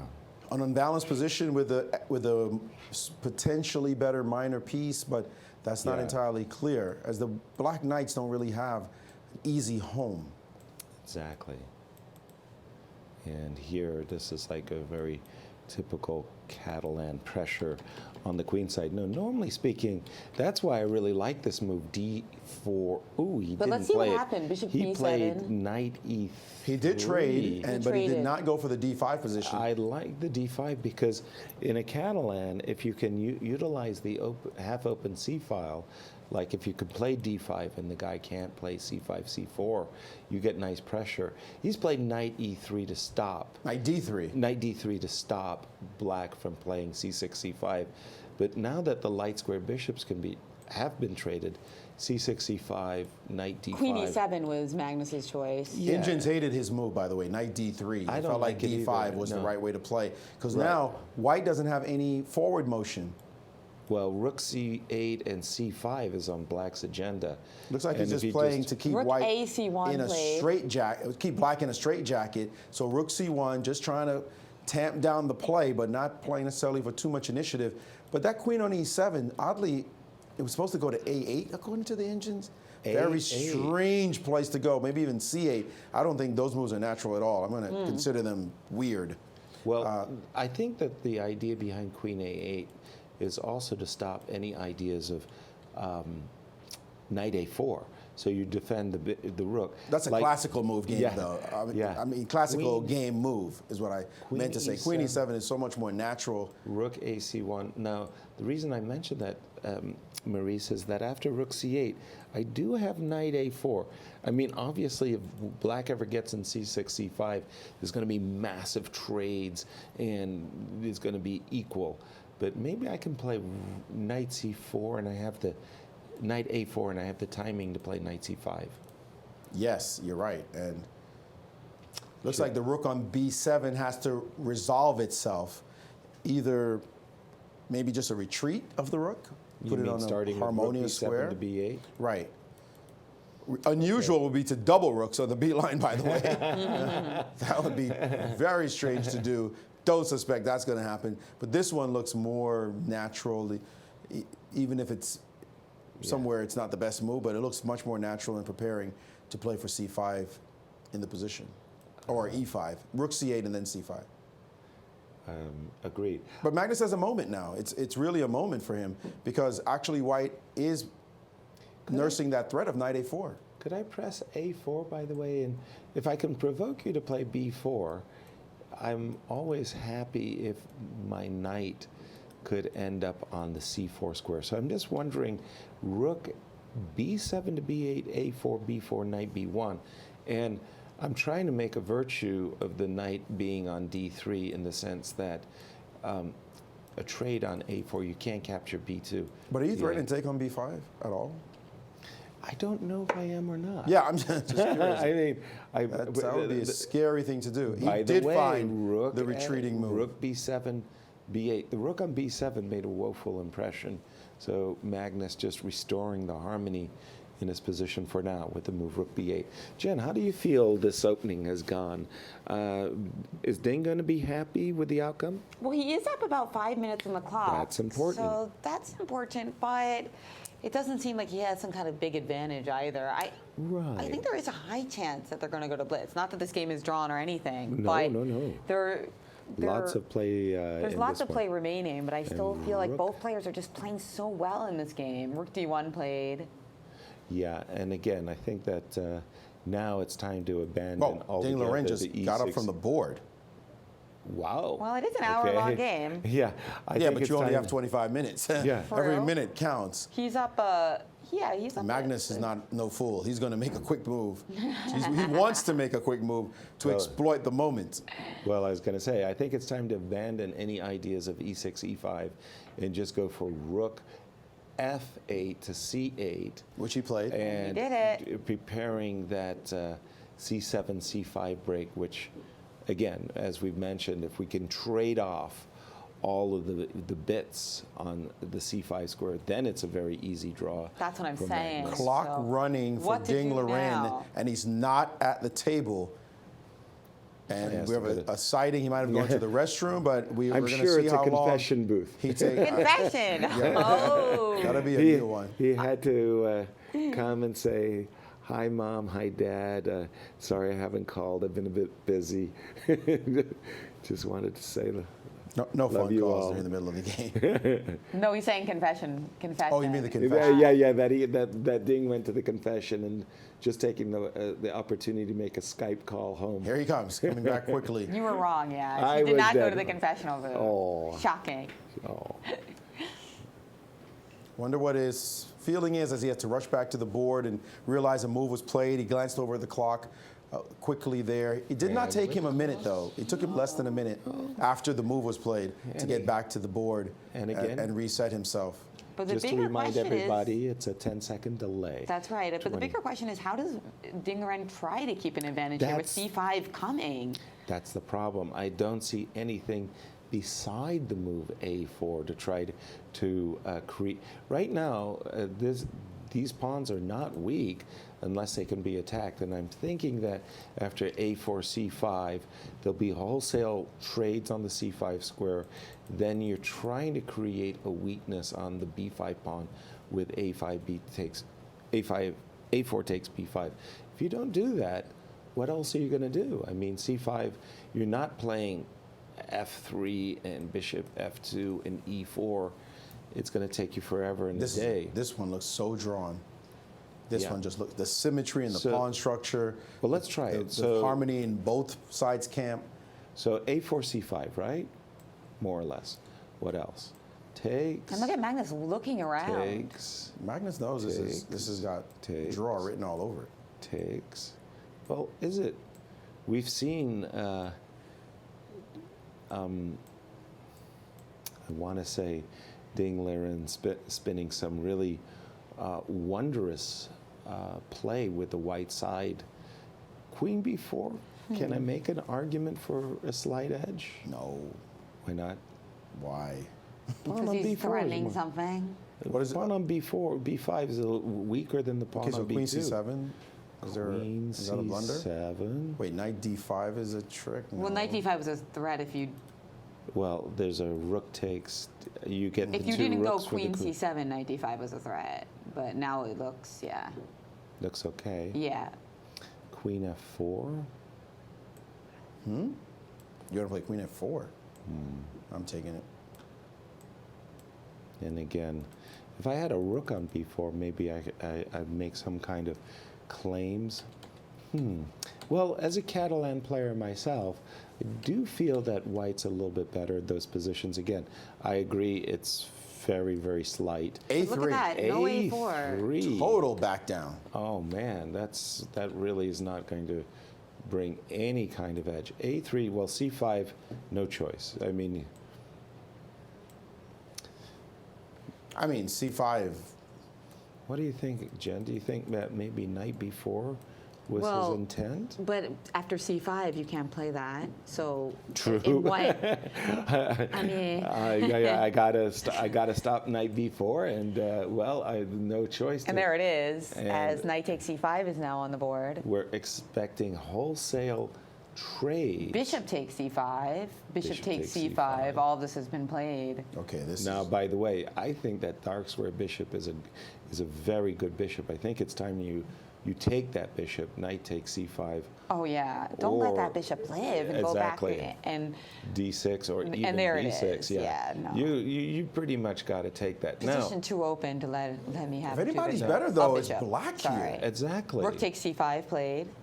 Rook takes c5. Now, okay, Dingler, remember against Fabiano, he had doubled on the c file, and Fabiano had doubled on the d file. Maybe Knight a2. No, knight a2 No, was knight his choice. He's A2. looking He to- is in really drawish mode right now. It's incredible watching Well, he's from a trying to go knight strategic standpoint. No, he's trying to go knight b4, threatening the a6 pawn Seriously? and the c6 square. That's not going to hurt. That's not going to hurt. No, because anybody. you can also just go knight d5 here, right? And Well, then knight d5 is going to provoke e4. I'm not going to let that knight. okay. Or by the way, maybe Ding Liren is thinking rook takes c5, queen takes c5, rook c1, and grabbing, for example, knight d5, right? Grabbing the c file could actually no.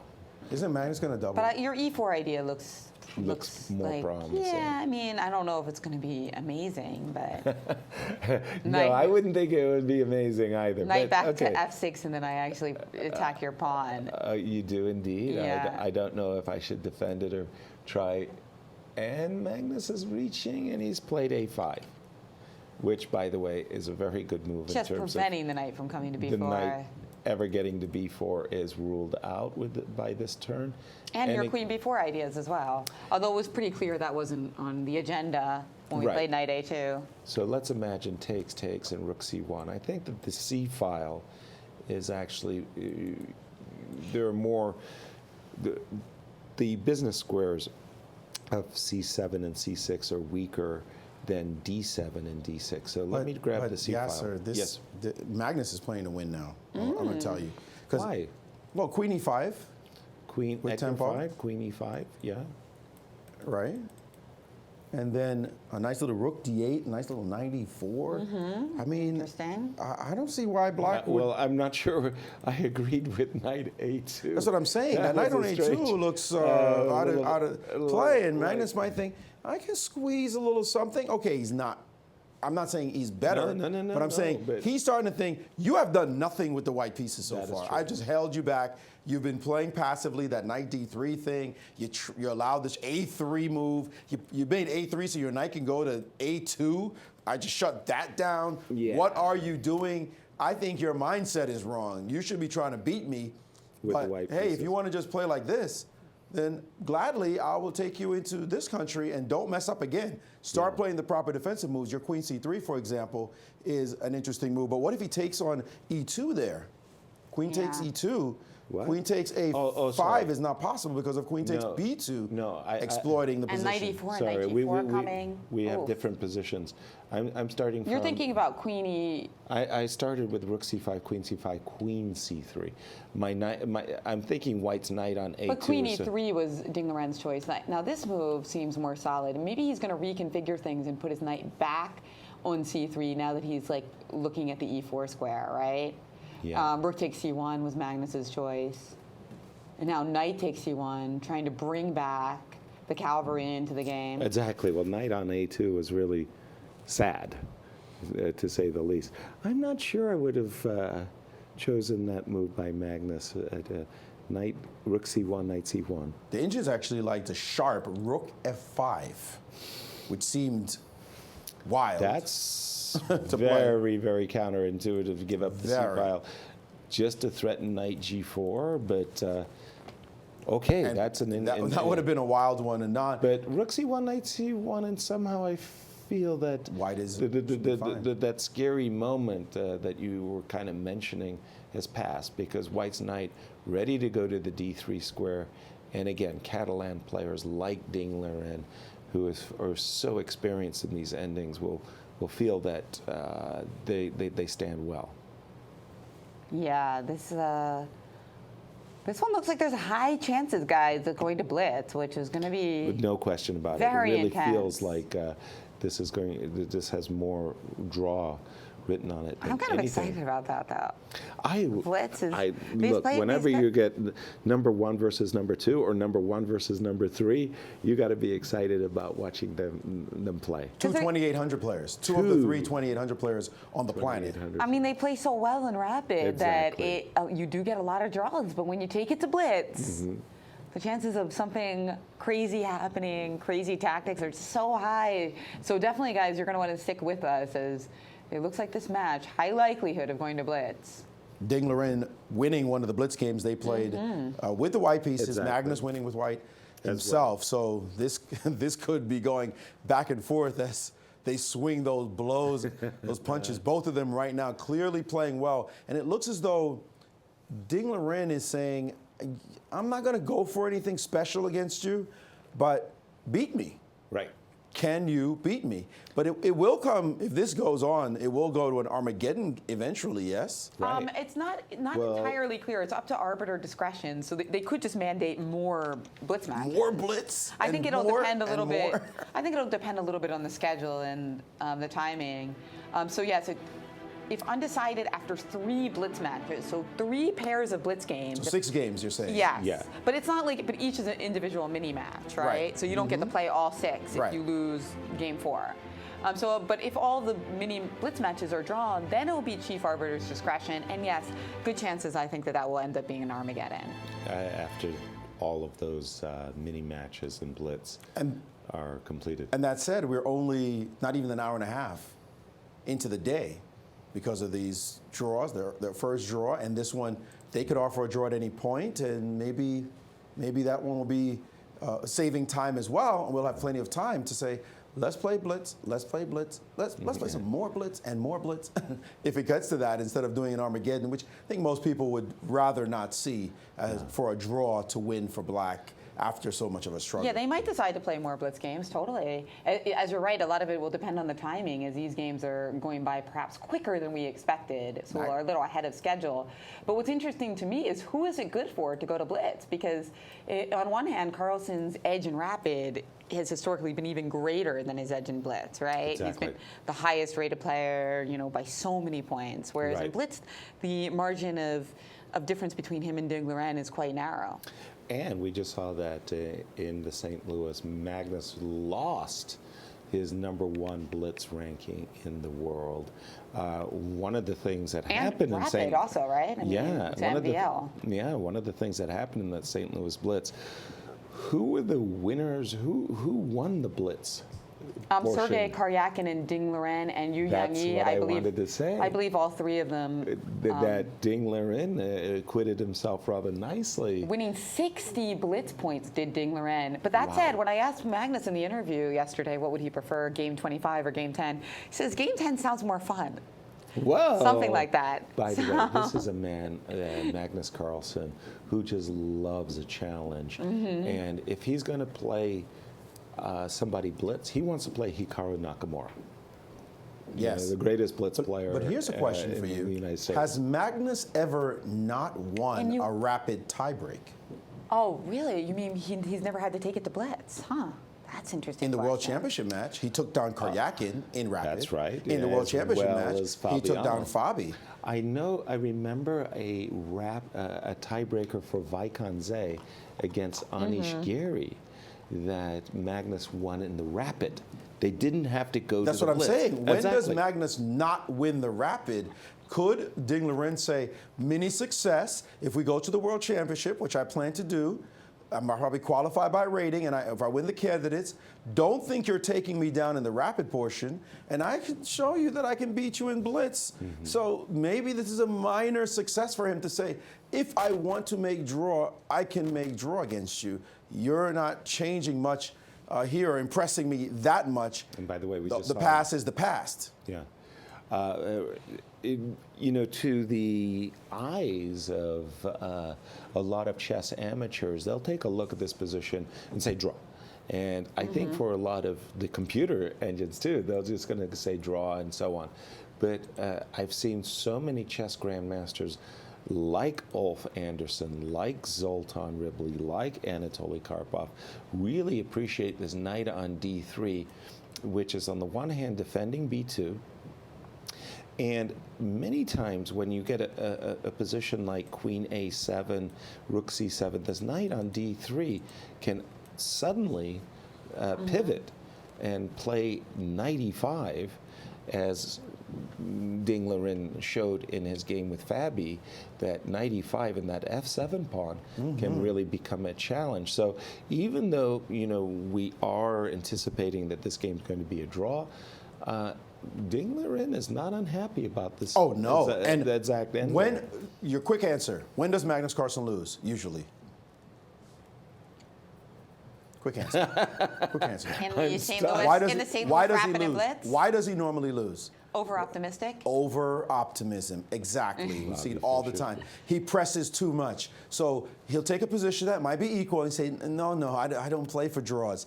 So if Ding Liren can say, I'm blocking you, keep trying stupid stuff, I'm like, okay, that's okay. And then you make a mistake by pressing too much, that's when he usually loses, because he doesn't like to just play a position that's just drawn and leave it alone. So you see there Ding Liren just taking small steps forward, but Magnus looking to neutralize that queen on d4. Not allow that idea. The point is, if the queen is not protecting the e5 square, and we get a chance to play like knight b4 and disallow your whole knight e5 idea. Exactly. I think that this knight d5 was a good one. But rook Maurice. to c5 right now, and it's starting to have shades of that Fabi game a little bit. Rook c5. Okay, rook c5 played. C4, rook c5. I like it.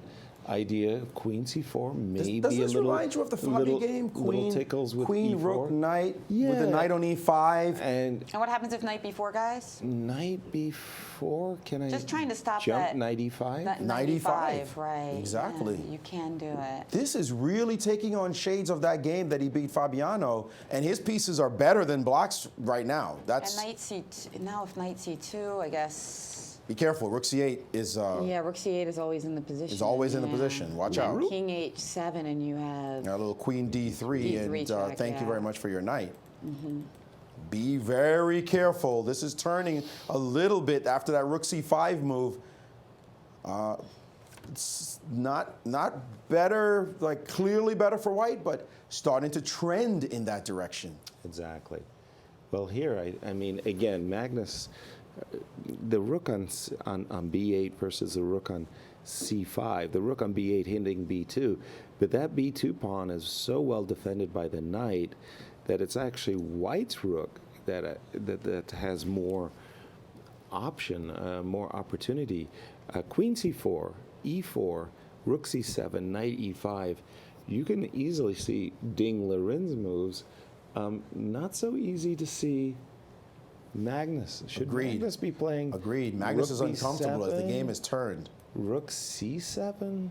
Be careful. Rook c8 check. You want to allow that kind of check? Or just rook d8. Just play rook d8 so that queen to queen b3 played.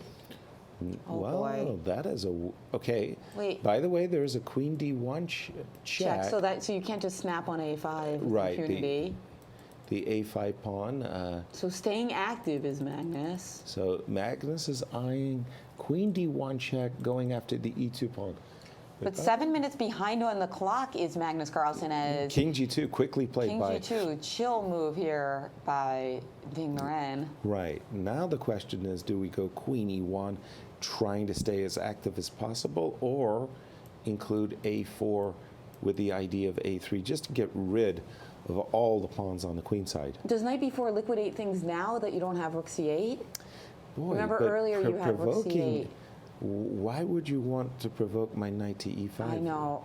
Yeah, that's probably not a good idea. Knight e5. Knight before knight e5, my knight jumps to the center of the board. I have knight a6, and I'm attacking b2. Wow.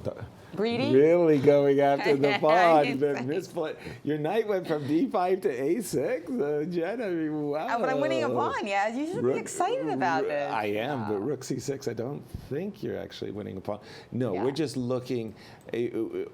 Jennifer is a little bit worried about Magnus, about Ding Liren's control. Knight c2 might be better, though. And you just kind of like, you pushed your knight from d5 Let's play knight c2 instead, though. Maybe that would be a better move. Knight c2. Magnus showing some uncertainty there as he is 8 minutes down. Is it 8? Yes. 8 minutes down on the clock, looking to play a4 on that move, and then he hesitated as he realizes that he is the one who's being pressed here. He does have a queen b7 idea, tickling that king. But f3 is standard. But f3 could happen. But then the e3 pawn, at least the e3 square is a little weak, right? But f3, those are, I've seen. There's an e4, by the way, that you also have to watch out for. That e4 move by White, and White is going downhill. I mean downhill in Yasser Seirawan's term, downhill. Just gaining momentum as we speak, like a snowball going downhill. And Magnus has to watch out for this e4 shot that could cause real issues in his position. Whose pieces do you like better? Oh, White. White is fully centralized. Yeah. Well, especially when he gets a knight into e5. I'm really nervous about that. I guess it's just shadows of that Bobby game. And Magnus again showing some. And he did play it after intimating that he wanted to play a4. He spent a little time and chose instead to put the queen on b7, threatening the king on g2. A discover check, a double threatening check. Mate. Yeah. Threatening mate. Encouraging f3. Yes, I would say encouraging f3 as well. Well, Ding Liren, with that big an edge on the clock, can spend 2 minutes and decide what to do, and he has played f3, not taking any time to decide. That does have its own weaknesses, by the way, because it does open up that second rank slightly. Yeah, but he can put a king on f2 and work that way. When you attack e2, it's now going to come with a check. So yeah, there's definitely some minuses, not only the e3 square. Well, like queen a6. Queen a6 was actually played quickly by Magnus, and now knight e5 is no longer untapped because queen takes e2 with a check. Well, the a5 is hanging. Queen a6 was played. Right. A5 queen a6 defended the pawn as well. That seems like a good idea. But I mean, from all my experience watching these great players of the past, f3 and king f2 very, very traditionally played voluntarily. It's not like, in this particular case, queen b7 provoked f3. A lot of Catalan players will voluntarily play even f4 and king f3 as well, playing for endgame. There's pressure. A queen a4 as well in this position, by the way. King f2 is kind of an automatic move. King f2. Can we get active with rook to b3? But just could we know queen a4 just for a second, please? Queen a4. What do you do about your a pawn? King f2 was played, by the way, though. Right. I mean, what do? It looks like you have to play rook a8.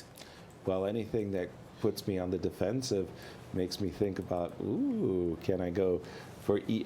But Ding Liren played king But he played f2. king f2 instead, so he might have missed a moment right there with queen a4. What about this idea king of f2 a bit more solid. e3 with the idea that now with knight e5 we get counterplay with rook e3. So I'm thinking rook b3, knight e5, rook e3, and luckily my queen on a6 defends the c8 square. Okay, and if I well, isn't queen a4 still back in business? How do you guard all this? Maurice's idea of queen a4, you're going to have to sacrifice an exchange or resign. So a4 played by Magnus. This was a moment that he might have missed for Ding Liren, and now Magnus takes advantage of that and puts his pawn on a4, removing the weakness. Whoa. Are you sure you're queen c4? I'm trying to encourage a trade of queen so I can get that Catalan ending I've been discussing with Queen A7 pinning you. Queen there's A7. Queen Wait, A7. Queen A7, Rook D5. No, there's a pin. There's a. Oh, Queen C4 is what you played. Sorry, Yeah. You you wanted to made a play move. Queen Yeah, C4, sorry, yeah. Queen C4. Yeah, How Queen about C4, Rook Queen C4? A7. Rook C4, I think it's provoking A3, isn't it? And you can go Rook A4, but then I could take on B2 Yeah. and Queen a pawn. Not smart. Well, no, Yeah. no. It was just a trade. It's a funny way of Yeah. making a heads-up trade of the 8 pawns, Jennifer. That's He kinda missed Queen funny. A4. He missed Queen A4, Missed allowing the moment A4. of He missed Queen the A- moment. King F2. That's the move you play in Blitz a la tempo. But Queen A4 you find in the classical game. That's right. You know, slow the guy down, make him a bit more passive By the way, with the move Rook A8. Now Liren playing Queen C4 and shutting stuff down. Magnus looking quite confident after getting in the move A4. And again, Magnus is the one down on the clock, right, Jen? Yes. I mean, we're Yeah, talking big, like big disadvantage, about 8 minutes. But yeah, a he 2-to-1 wanted, you know, he disadvantage, wanted to okay. play A4 earlier, so that could did. have been a little bit of a clue to Liren that he was trying to shut down those possibilities. Right, and Queen But- A7, I wanted to trade Offer of a draw. queens. Queen A7, Queen D4 D's- played, Queen A6, as a repetition is on tap. But yeah, that's funny that could have been the way for Liren to realize Magnus was worried about Queen A4 because he intimated that he wanted to play A4 earlier. Exactly. You're kind of helping your opponent there discover the move that maybe he'd missed. Important note, though, that moment when he repeated doesn't mean that Liren wants a draw, but he might want information. Does Magnus want a draw? Yeah. And the answer And is now he knows. Yeah, now he knows. Magnus is willing to repeat. So now he just has to spend some time because he could play Queen C4 if he wants to. After maybe a couple of minutes, if he can't find anything better, then he can just play Queen C4 and get his business going and get his draw. So he will look now, but Magnus has given him information. Any bit of information you can get in a chess game, good idea.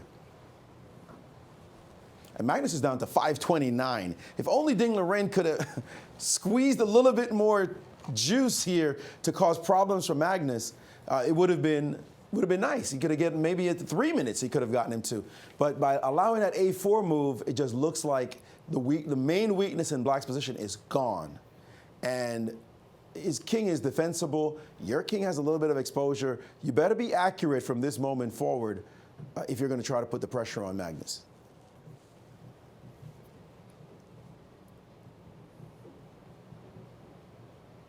Well, I think this is a great practical decision for Liren, though. You know, just this idea of offering, as Maurice said, the repetition, and now taking his time deciding what else besides Queen C4 is on H4. your H4 and H5, and trying to make it difficult.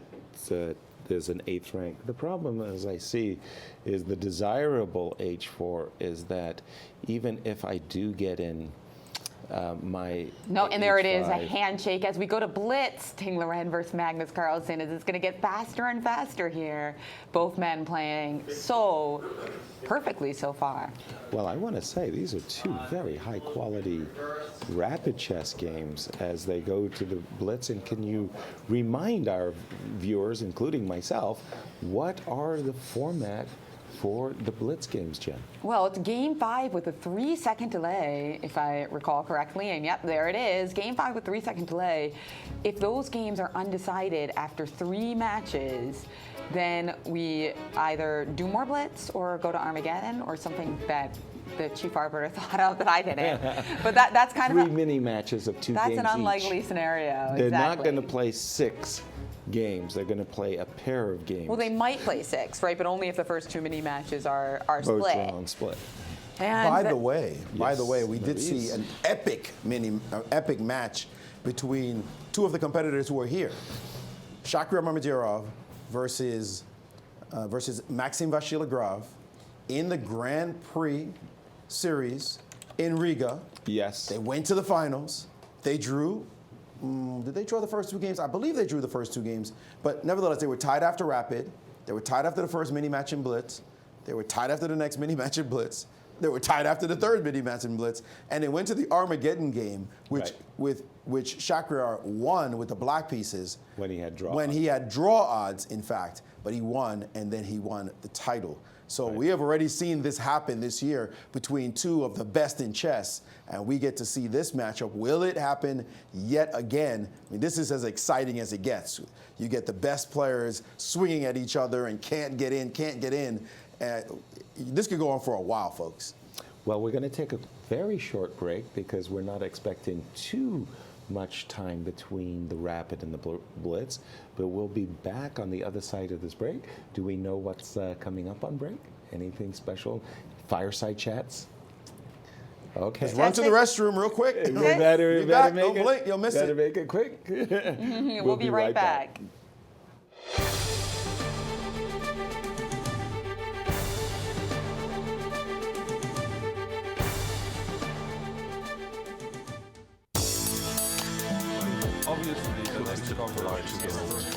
In the marshal itself, I've never been over the one big line to one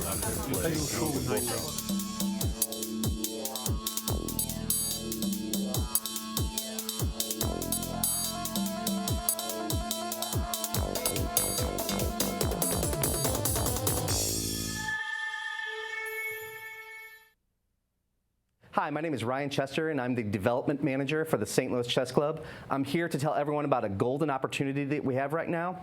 We're selling golden tickets for $50 a piece. It's a 50-50 raffle. $5,000 will go to the Scholastic Chess Initiative for the St. Louis Chess Club, and $5,000 will go to a lucky winner. We're only selling 200 of these, and we've already sold many to grandmasters and all of our commentary team as well. So if you're interested, please call the Chess Club or go to our website on the homepage and buy a golden ticket there. Thank you and good luck.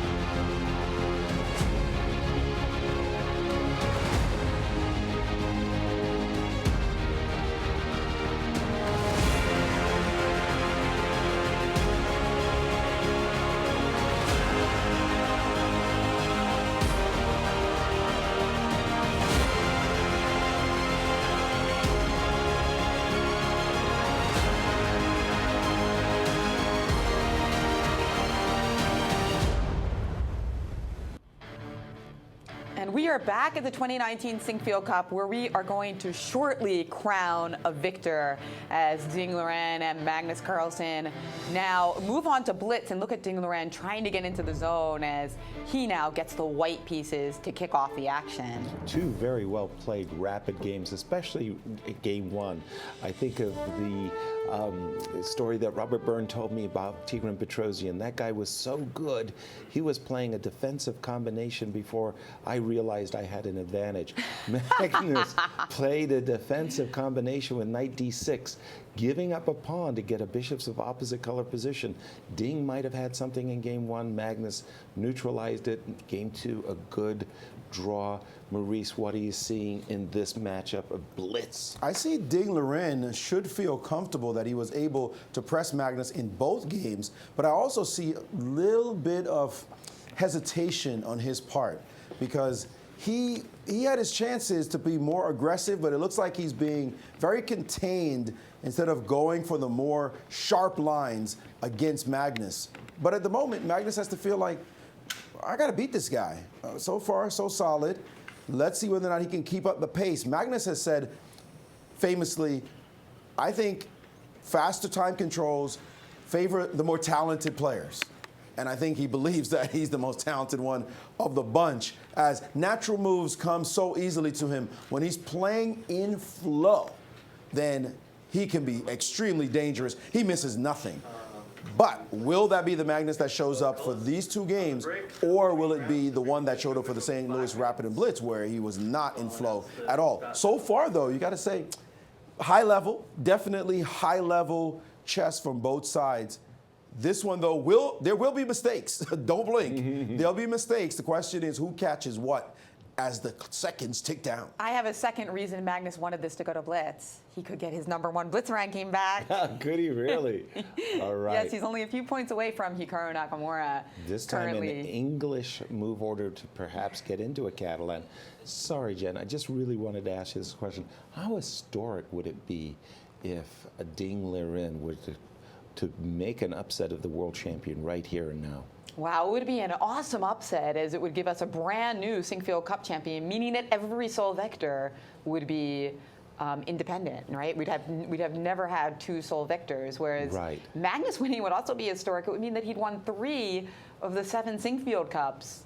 Also, that's a pretty good percentage. And also, he's never lost a tiebreak, so all that would come into play. Now, he has not won in the rapid portion, which is already a big bit of news. We'll see. Right now, they're in that Catalan-ish, but no longer true Catalan. The pawn will not get to d4 with ease, as c5 has already been put on the board. Right. In this particular version, however, white usually aims for moves like a4 and knight a3 to c4. But Ding Liren very quickly put his knight to c3. I find that a bit puzzling. I would expect bishop e7, followed by quickly castles, rook b8 and b5, and that's a very well-known way for black of making equality. From white's point of view, white's looking to press with castles and d2, d4. Well, again, Ding Liren, one of the most experienced Catalan players. One of the things that Magnus might do is really change the entire character of the struggle by playing for e6, e5, a kind of a reverse Maruxi bind, if you will, to shut down white's attempts to get in d2, d4. And that's a very, very different game. We'll see what Magnus he isn't a has tank, in mind. a big tank for a Blitz game. By the way, for a Blitz 1 game, minute and counting. No, that's get out of rapid mode. Yeah. Get out of rapid mode and get into Blitz mode, where your moves have to flow. This is a long time to be thinking. He's already down to 230 and change. Sorry, 330 in the opening. That's extraordinary. Remember the word I used before, and Magnus's favorite word, flow. Yeah. He wants to get in flow. Queen that C7. deep think is not a flow type move. It's up to, I think Ding Liren right now should just move. Like, next move. Castle, get it just out. Castle. Yeah, just castle. Get it out. It's not rapid. Magnus's long think could somehow get you into the feeling that you have to think long as well. Both of them would get into that rapid get inside that rapid thing, and he's playing D4 I was instead. about to say, I'm not a big fan of this move, Queen C7. D4 is the most attractive move to my eyes because, the best thing to do, develop with gain of tempo, and Bishop F4 Magnus is a real... captured on D4. And now Bishop C5 quickly played. Knight takes. Bishop C5. Knight B3. I must say, I'm really double guessing a lot of Magnus's moves. And Knight B3, by the way, because Bishop F4 was on White's agenda. Bishop D6. And then castles. But what is the bishop doing on D6? Yeah, you talked about biting on granite. Yeah, well, and Rook D1, and suddenly threats are beginning to emerge on that D file. The bishop on G2 is fantastic. It's hard to unleash this the pieces, unravel, I should say, the pieces for black. Magnus is now taking 2 pawns he's fiddling with at the moment. 250 to Ding Liren's 419 on the clock, and White's better. No question. Well, Rook D1, again, eyeballing this bishop on D6, and if he could, and he's forced the bishop to move. Magnus. But how many times has that bishop moved, Jazz? Right, C5, D6, E5. Bishop E3 instantly played. He's trying to keep that edge in the clock. Smart. And he's doing it very well. Good moves, too. Good moves. 2-minute edge. Developing his pieces, ready to play Rook C1. Yes. Knight A4. So hard to unravel your pieces here. You can't play B5 because of the pin. Rook C1 is ready to come into the position. White's and by harmonious. the way, this bishop on G2 really stopping the natural B5, bishop B7 for black. Magnus, he's big trouble. Big trouble right now. Badly. Now, for example, if you play Rook B8, one of the things that White might do is simply play Bishop A7, force the Rook back to B8, then play Bishop to D4, and leaving Black to try to find a scheme of development. And bad news, guys. As you've been talking, Magnus still hasn't been moving. Look how much time you've spent just discussing it, and he spent yet another minute, and he's now under the 2-minute mark, under the 140 mark. Yes. Now, Magnus is in real trouble. He knows it, and he can't figure out what to do right now, and he looks frozen, absolutely frozen in the position. Magnus Carlsen is down almost 3 minutes in a worse position. I think it's time to come up with one of those really splendid defensive combinations. Maybe Bishop takes C3. He still doesn't look prepared to move, and finally Knight D5. I was about to say Knight D5 with Bishop C3, but he played Knight D5 at once.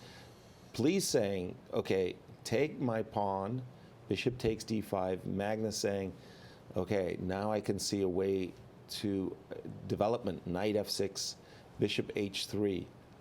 Doubtlessly. Oh no, there's a Bishop C5 nasty shot in the position. Right here, right now. Right now, Bishop C5 blocking Love it. the line on the C file, so you can take Knight D5 with tempo. You can't take Knight D5 now because your queen's hanging. Clear. By playing Bishop C5, when Knight takes, then Knight takes on D5, and I can show it on the board here, Bishop to C5, and if Knight takes, but not played by But he didn't play it. Knight takes it. D5. Look at this crushing position he would have had, and then the pawn just drops. It would have been big trouble for Magnus right here, but he did not see it. Bishop C5 a miss. He just developed his rook instead. But Rook C1 and poor Magnus is going under 1 minute. But I think this is what Magnus needs to now play: the move Knight F6.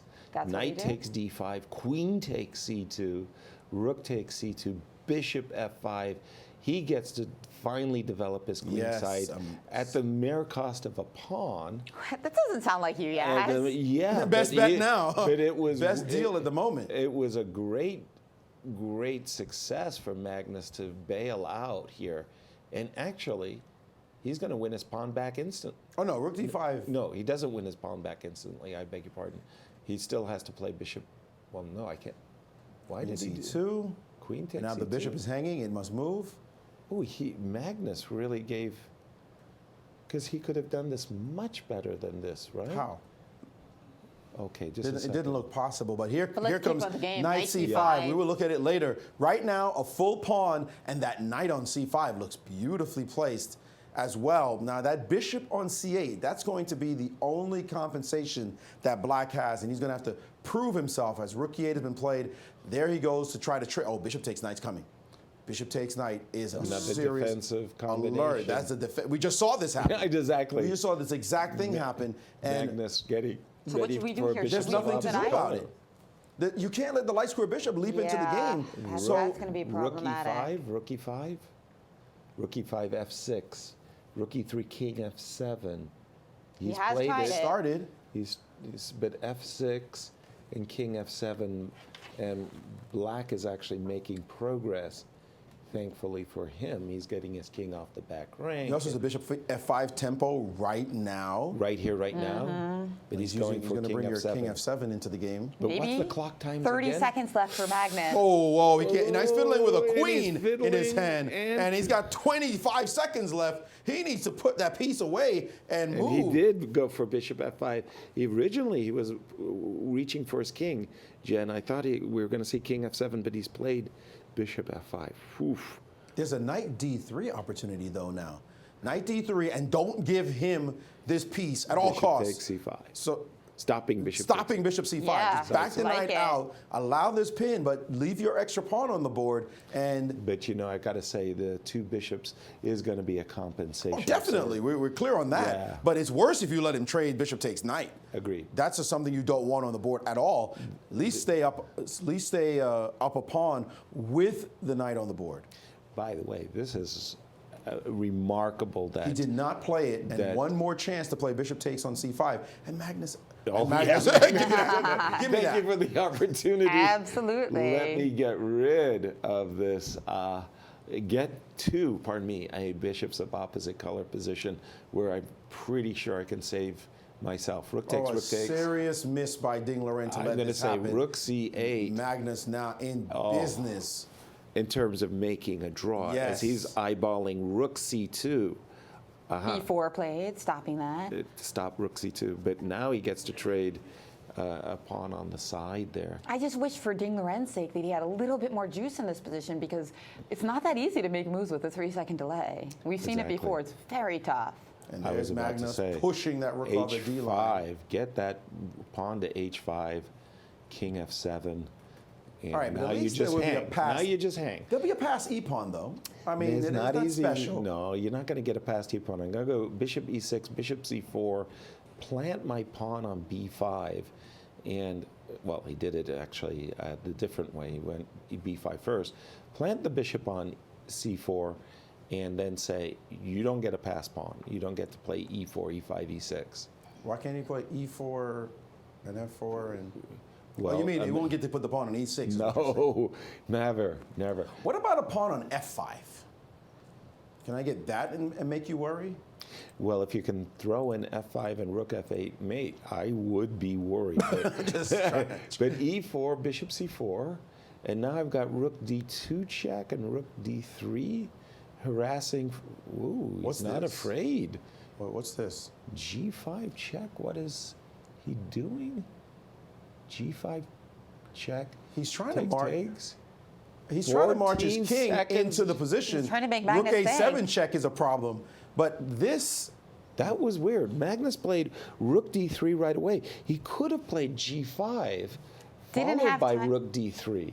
Didn't have time Check. to calculate the ramifications, so played rook back to D7, stopping rook A7. 14 seconds right now for Magnus. He But will Ding be Liren playing also on the going underneath the increment. minute. King G6. Whoa! G4. On the attack, and Magnus has to think about this. No, he he's got it. trades. There's nothing to think about. He's got to take But that. isn't H5 a mate and two threat? No. You got to go King F7, King E6. Correct. King F7, King E6. Don't go bishop E6. Don't go Bishop E6. Good advice, Jen. 10 seconds total time for Magnus right But now. now G5 or E5. Uh-oh, this is looking like small Ooh, progress check. for Ding Liren for The sure. threat of mate forces rook F8, rook D5 check. And here comes Now, G5. rook to the 8th, so you can check from behind. King E6, Another King check. F7. What is the purpose here? Well, He's not rook gaining E7 anything. Maybe he wants to check. stick his rook on E7 instead of F8. That makes sense. Well, No, King he E6. changed his mind. King And now G5. going forward, that G-pawn looks vulnerable. Bishop Stopping the king from C2. coming to G6. No King G6 for you. Another check, and now he's backing up. Gotta go But back no up. bishop D4 on tap right now. How does the bishop get to play a target now, hitting the pawn. Check, driving White's king back, so we'll have bishop d3 to defend the pawn. But g5 and a g6 sighting. Uh-oh. Uh-oh, g6. Rook d8 to stop any Liren checks. is making progress here. And now don't allow bishop d4 ever. How does he get his bishop to this diagonal? That's the whole point. White desperately needs to put his bishop on the a1. He needs to hit g7. He needs to bring the king up. King in, right? That's okay, a good start. that's first step. Check. Check. Get back and deal with the mate. And now You he couldn't can't take the pawn on h5 because of rook b8 mate. What about a rook? What about rook to e7 so you can play king to d? Oh no, king f5 doesn't do it. Whoa! He did it with tactics. He just did it. Yeah. He just did it because it was a mate problem. Bishop d6. Bishop d6 bishop was a was- sweet move. And he could still leave it there. He's looking at this line because of the back rank mate. He's going bishop e5. but he's just going to do it immediately. But why didn't he go king g5? I don't know. He It was looked like it was a tempted to good play idea. King g5. But rook takes Rook takes king g7, king f8 now. King g5 now. Oh, trouble for Magnus. Magnus is in big trouble right now. Oh, he can't go back because of rook h7. Right, but he couldn't go back because but who's going to stop the g pawn? Well, that's bishop Here comes c4. the king. Bishop c4 to stop It looked the almost g-pawn. like mate. Oh, how does he It stop just- this? Yes, it still feels like it's. But now he's getting his rook behind the g-pawn with rook This g1. is winning 10 completely seconds at the left. moment. He missed a big win, did Ding Liren, but both sides now with no time on the clock. They're Ding playing on Liren their with only 10 increments. seconds. Oh no! Why did he play king to d? King to And e8? here he goes. Another check, forcing the king over. He must be winning directly here, but I'm 5 not seconds left. sure. I'm not sure. And Magnus hesitating. You can't What is hesitate too what is much. the threat? Why 3 does seconds. Why is he repeating his Ding Liren? Why want- not just check? And now a waiting He's move. released the king. 3 seconds for Magnus, 2 seconds. Now back to 5, and a check. Now another check, doesn't another check? King f8, rook to cf2. Oh man, your next move, 5 Rook seconds for F2. Magnus. Back Okay, this again. could be a 3 second. Oh, he did go for the 3-move repetition with rook e2. Another check, driving the King now D7. the king. Now the king is stuck. But how do you get your g pawn forward? Precisely. And Magnus could even think about rook b2. No. He's just Back said, to I'm going to E3. play Look, defensive. They're fighting with just 9 seconds, 5 seconds total time. I think it's going to be a draw, guys. But why? Why doesn't he just move his bishop? Now moving his king. Check. Going back again. They're Now this looks like a repeat. Okay, now bishop back to d4. He should not want to draw. He is torturing Magnus right now to find the right moves. Magnus down to once. Magnus has lost Magnus on is time. flagged. Magnus has lost on time. Ding Liren pushing him over.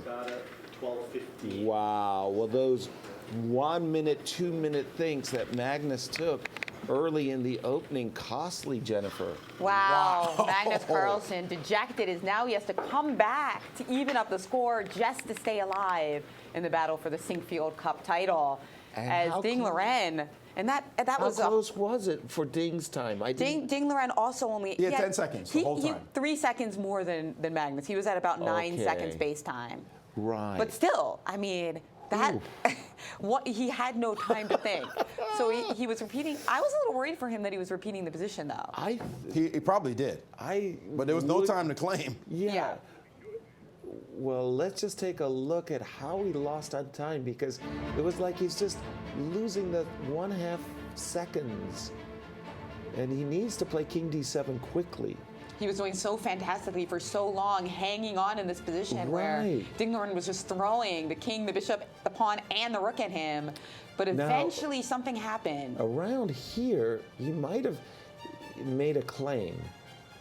And I guess Ding would have. And there it was. It was that rook g4 move where he was just about to make.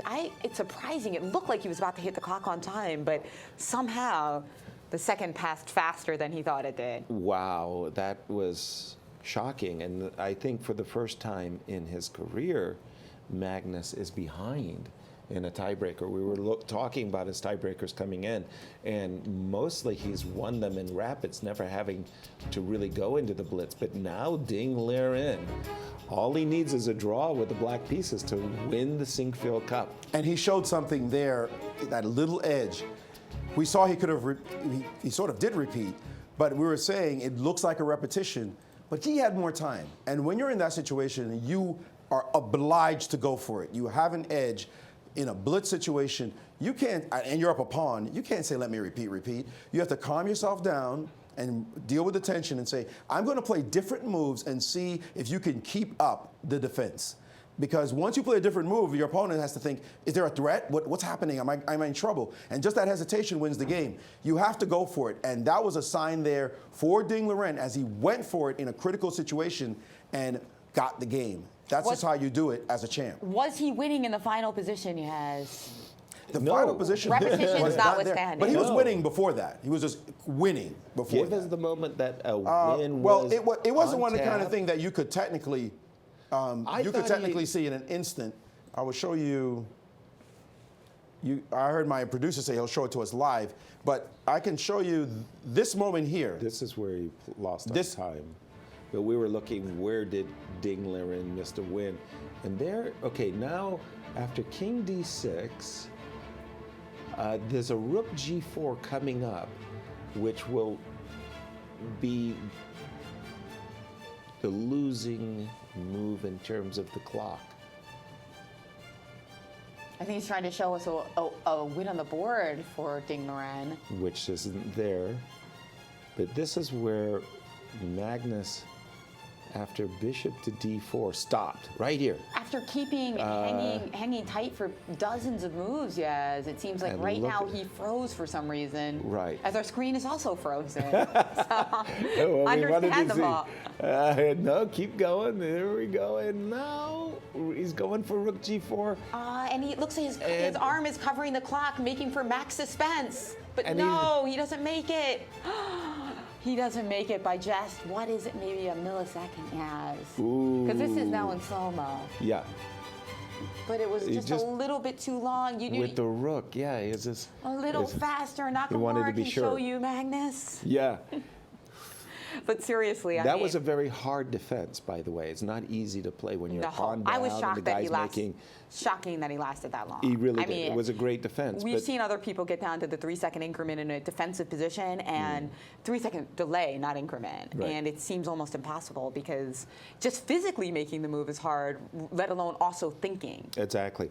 The final position looked closer to a draw than a win to me, but Maurice, you said there was a missed opportunity earlier in the game. Yes, right here for Ding Liren, as we see the current score is a lead for him. Right here for Ding Liren, he has a clean win, well, clean, a winning position with bishop to f6.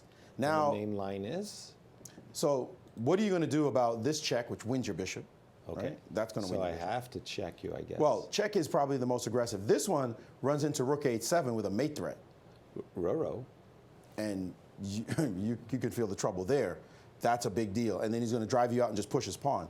So that one is a problem. So bishop f6, you do have to check. The king moves. And now there's still the check threat. Right. You could chase the king with this move. Yes, you could chase the king with this move. And now again, there's the check threat. And he's this check threat is unstoppable. And he's going to push your king that way. And then he's threatening some discovery. So you have big problems in this position. Gotcha. This was that the blow. Was the winning. Bishop here was tight. And that would have caused real problems for Magnus. And Ding Liren missed it. Of course, they were both in time pressure and played king f6 in that position. And the game turned and allowed Magnus to restart his defensive setup. It's remarkable that a 3-minute time advantage in the opening converted into a 3-second advantage in the endgame, but that 3 seconds was everything. It matters. Yeah, that mattered a lot. And Jennifer, Magnus Carlsen has to win with white. We've seen. And if you haven't had enough chess, we have more next week, more thrilling blitz and rapid in action in Chess 960 with the headline match being Garry Kasparov versus world number 2, Fabiano Caruana, but some other great matches as well with the return of Linier Dominguez.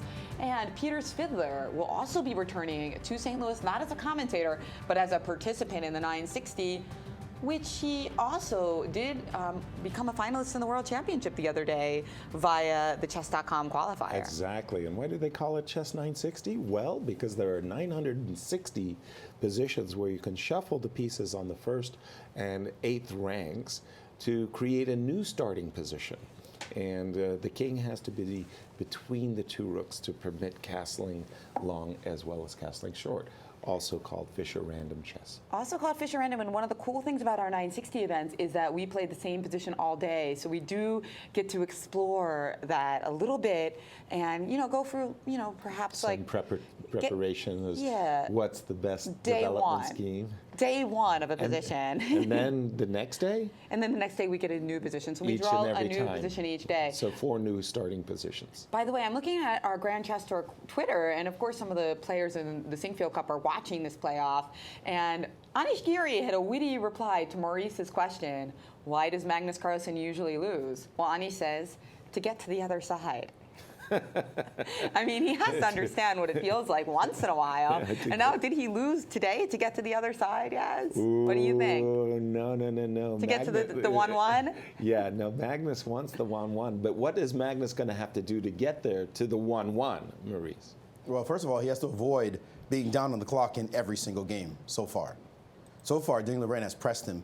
Like I said, the slight edge going to Ding Liren every single game. In the rapid, both games in the rapid, and now this one as well. His uncertainty is back. He's not in flow. The word is flow. Magnus has to be going whoop, whoop. When he's doing that, that's the Magnus Carlsen at his peak. Nobody beats him. But if he's not in flow, if he's stopping, if he's hesitating, spending a minute on moves, the move you're taking time on right now is you're probably not going to be a losing move. In Blitz, you don't need 100% type moves. You don't even need 95% type moves. Even 90 is not enough. One of Hikaru Nakamura's greatest strengths, one of the things you admire the most about him, is he'll play the 80% type move. This move may not be the perfect move, but it's good enough, and we see them starting. But the good enough move that you can play quickly and you can get in that nice flow, as now Ding Liren knows, I get a draw, I win the match. Magnus has to win. Magnus has to get in absolute flow, fluidity, play fast, every move, bing, bing, bing, get an edge on the clock. That's how he's going to put the pressure on his opponent. All right. And I like this opening for Magnus. Going into a Rui Lopez. Closed position with no trades, yes. I think this is just what the doctor ordered for Magnus in a must-win situation. The first set of trading happening right now. And he's gotten into actually a mainline position without the tempo H2, H3. This Chigorin variation. And so, well, Black's in a mainline position without Rook E1 on the board. Rook E8, we can imagine Knight C3. And again, Magnus grabbing a pawn, fidgeting, and looks like he's going into the thing. D4, D5. Very good. Just gaining some space and saying to Ding Liren, okay, I'm going to get a central wedge, and we're going to play a very, very long game because I'm going to keep as many pieces on the board for as long as I possibly can. No trades. No trades. But keep the edge on the clock. As well. Don't play perfect moves. Don't look for perfect moves. Look for enduring moves when you're in this setting. Just keep the game going, and your opponent knows if he doesn't make the draw, he's going to be devastated. He just won this game. It's his golden opportunity. So just let him beg for the draw as long as you can. And we see that Magnus, again, his strategy is very, very clear. Keep as many pieces on the board for as long as possible. Knight on A5 was misplaced. Knight B7, seeking to play Knight C5. And if you play B2, B4, A5. Oh, no, you don't want to do that. So, you know, too many trades. Exactly. G4. Yeah, baby. And giving up his light squared bishop with I was knight expecting to bishop G3. C2, keeping the pieces. I don't like this decision at all by Magnus. Take that bishop on D3. That's the money bishop in this opening. Play B4 and queen B5. And Black is for choice. Yeah, that is a great idea. B4, your idea, yes. Why would you? Bishop why B5 would you is a give threat. up that? That bishop? So Rook E1 played. You need that bishop in the. I mean, Bobby Fischer would be like recoiling, giving up that king's bishop. In this, the classic Rui Lopez. No queen trade, says Magnus Carlsen. Rook A7, he doesn't want to A7, see that. Rook A7, Rook C7, or Rook C7, Rook C8. Double up on the C file, hit that C2 square, ignoring the king side threats. Knight F5, no big deal. You can just drop back with his bishop or even capture on f5. Magnus looking terrible at this moment. He senses that he has given away those light squares. How does he dominate the dark squares conversely? With black having such a great dark square pawn formation, that it doesn't seem very likely. Bishop to e3, doubling rooks, and c2 has now become sensitive. The problem is that for Ding Liren, his moves are very natural. He doesn't have to really think at all about what's going on here. He's just played g6 to stop any knight f5 potentials or now being ruled out. And Magnus is slightly behind on the clock, so the flow is not in here for him either. And it's that giving up that bishop, those light squares, b3. Now he's trying to secure the light squares and put a knight on c4. Knight c4, at least he will block the c file once his knight gets to c4.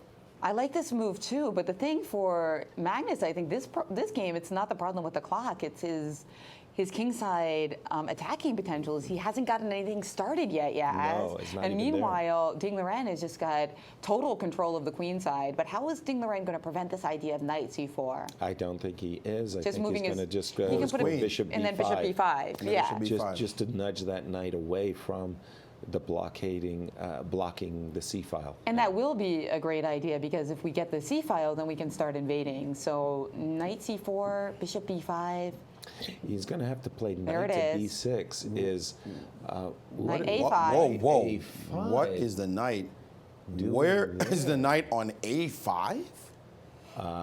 Big surprise for ourselves. Okay, queen b8, and now Magnus is saying queen d2.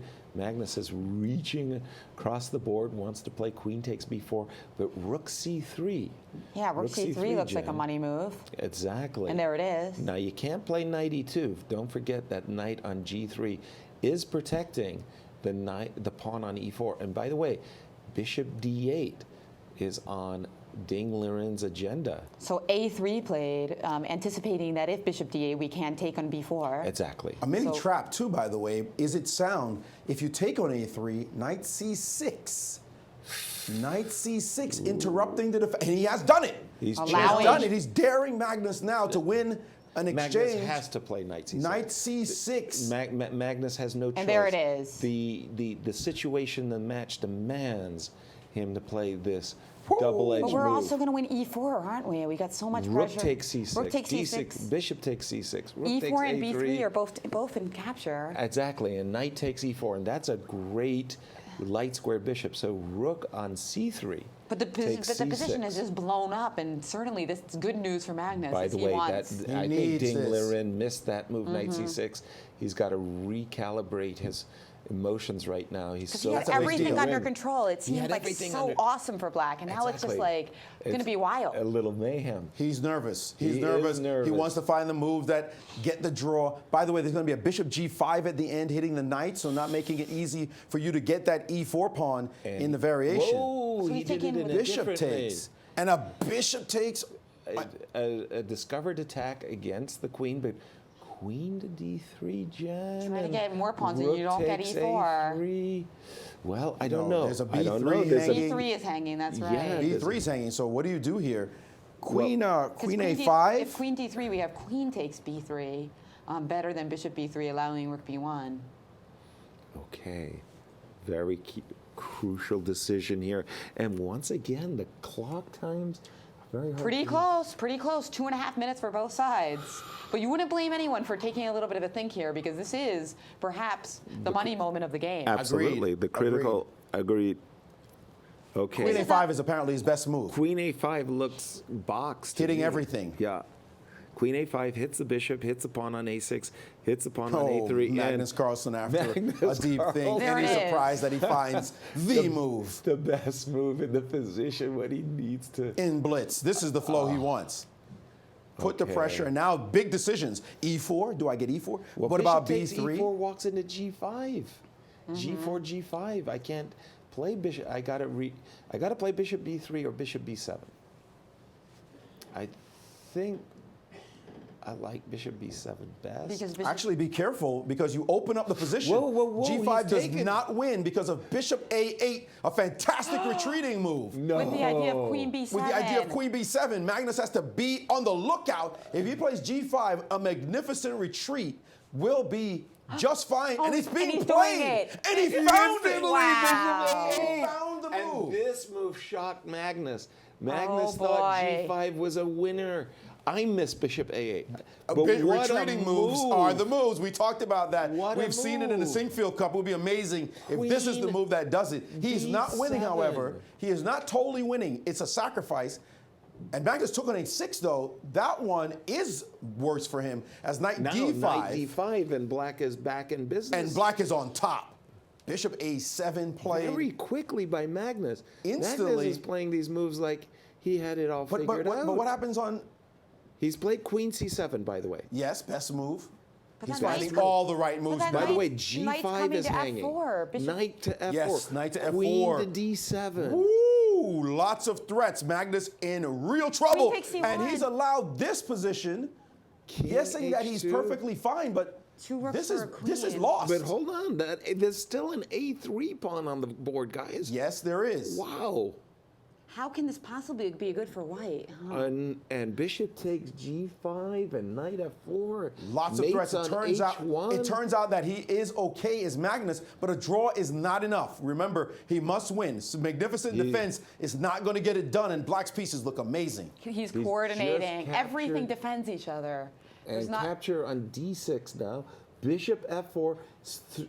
Ooh, Magnus, threat. queen f8. 97 alert. though. Whoa. Counter mate threat. Rook Stop H1 mate. retreating move. It's A rook mate H1 on mate. How do you stop h1. it? How do you stop Rook How do you H1 stop mate? it? That's a spectacular shot, winning the game. The game is over. Queen d8 just spite check. King Spite g7. King check. g7. Rook h1 is mate. Two amazing retreating moves, and it's over. Magnus can resign. We There's have to nothing play to stop F3. it. F3, bishop takes F3. F3. And that's And it. that's the same thing. That's That's it. it. Oh my What a goodness. game. That was even. Ding Oh, man. Liren. Oh. What a breakthrough for this fine young man. He's This going to beat game- Magnus 2-0. This game was phenomenal. Fantastic. Simply fantastic. What? The best. This is chess at its I can't best. even remember the first game, the first 3 games of the playoff. Wow. That's And it. there it is. Ding Liren is the Wow. champion of the Sinquefield Cup. Our Sinquefield Cup champion, Ding Liren. Wow. Congratulations. We're going to have to call him Mr. Ding Liren when he comes in to beat the world champion in a Blitz playoff. And those moves, Bishop A8, wow. Knight E7. Spectacular. Spectacular. As Ding Liren gets a very deserved round of applause. But the applause isn't going to end anytime soon, as this celebration will certainly be long. I mean, this is just an incredible tournament victory for the Chinese #1, who's now rocketing up on the Blitz rankings as well. I mean, we're going to have to see what the Blitz ratings look after he had this 2-0 victory over Carlsen. A historic achievement for Ding Liren, a career best, beating the world champion in a playoff.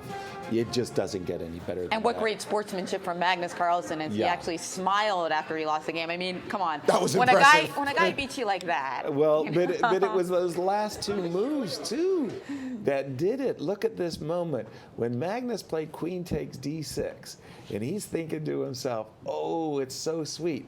He's going to play queen to b8 check and take this pawn with check. Bishop f4. And then Magnus saw this move, bishop c5. So he's got mate in 1 on the board. And a hanging bishop. And the bishop. a hanging bishop. And the bishop's under attack. So Magnus thinking rook takes c5, queen takes c5. He's going to win, tie the matchup. Look out. Knight e7. The knight on g3 defends h1. But the knight on g1 is pinned. And Knight on Magnus G3. queen takes rook mate. Wow, beautiful final. What a finish. That's just spectacular. I mean, that was great. Whoa. An incredible game, no doubt, that gave Ding Liren the victory here in Sinquefield Cup. But right now we have with us the runner-up world champion, Magnus Carlsen.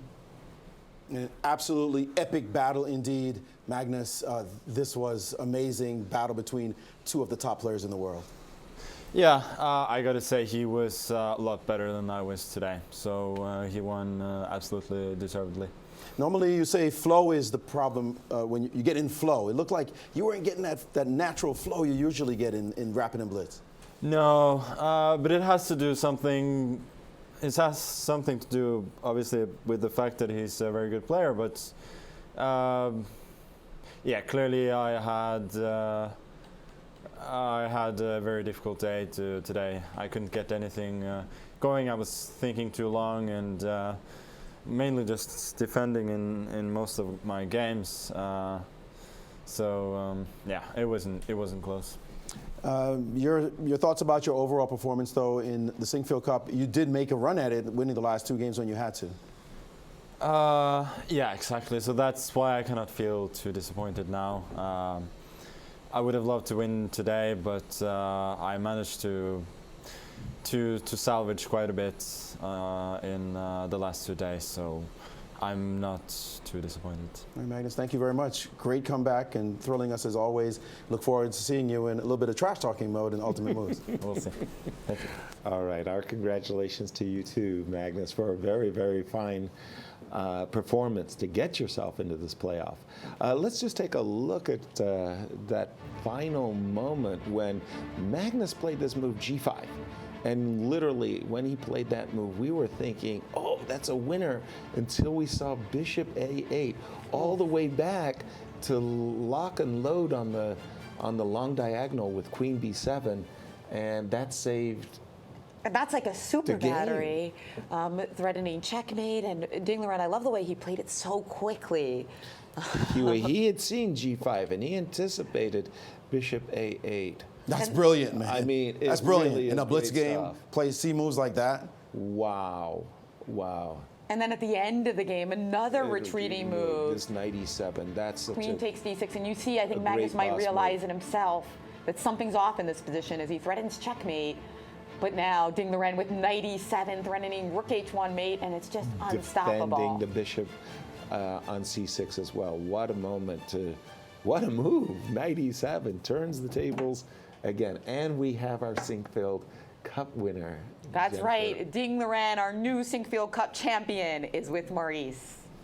New indeed. We have a new face, new name on the Sinquefield Cup yet again. Ding Liren of China getting it done. First of all, congratulations on your victory. Thank you. How does it feel?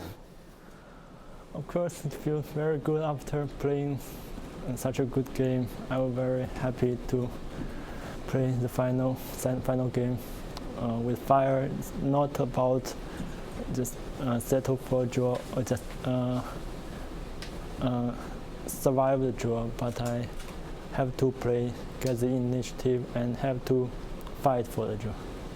Indeed, it was a struggle. You played some amazing moves. The move Bishop takes E4. You saw Bishop A8 coming very quickly. Yeah.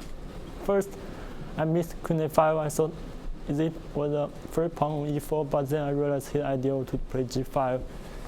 Then I found the idea Bishop A8. And he actually went right into it. And then later you sacrificed your queen for the two rooks. What were you feeling right there? It was not a sacrifice, but traded for the two rooks. What did you feel your position was like then? Since I didn't want to exchange the queens with Queen B7, so I want to exchange his rooks. And he plays rook F C1, then I have to take. And after take, then I had to think after exchange the rooks. You see it here, you play this line with bishop to F4. When did you see knight E7? He played bishop C5. Did you see it when he played it? I think I saw this when I played bishop G5, but I just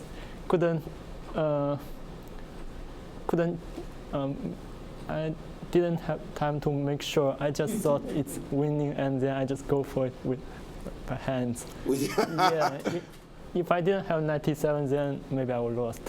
It was that kind of double-edged moment. Yeah, but I didn't check it carefully. I just play with intent. Intuition. Yes, intuition. And that we call that flow, when you drop a piece on and it's just working for you. Yeah. What does it mean for you personally to win the Sinquefield Cup? I haven't expected. Since during the first 2 or 3 games, I think my play was not that good. Especially against Karyakin, I was much worse. And against Russia, also I was better out of the opening, but I cannot find out the plan. I didn't say I was in a very good shape, but my win against Anish gave me a lot of confidence. And this was a game. This was the kind of game I used to play, and it was my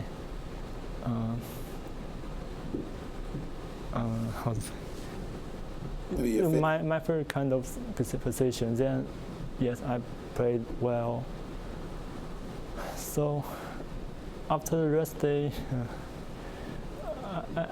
sometimes I started to thought about considering the champion and considering to win the tournament, but it's not so realistic until I beat Fabiano.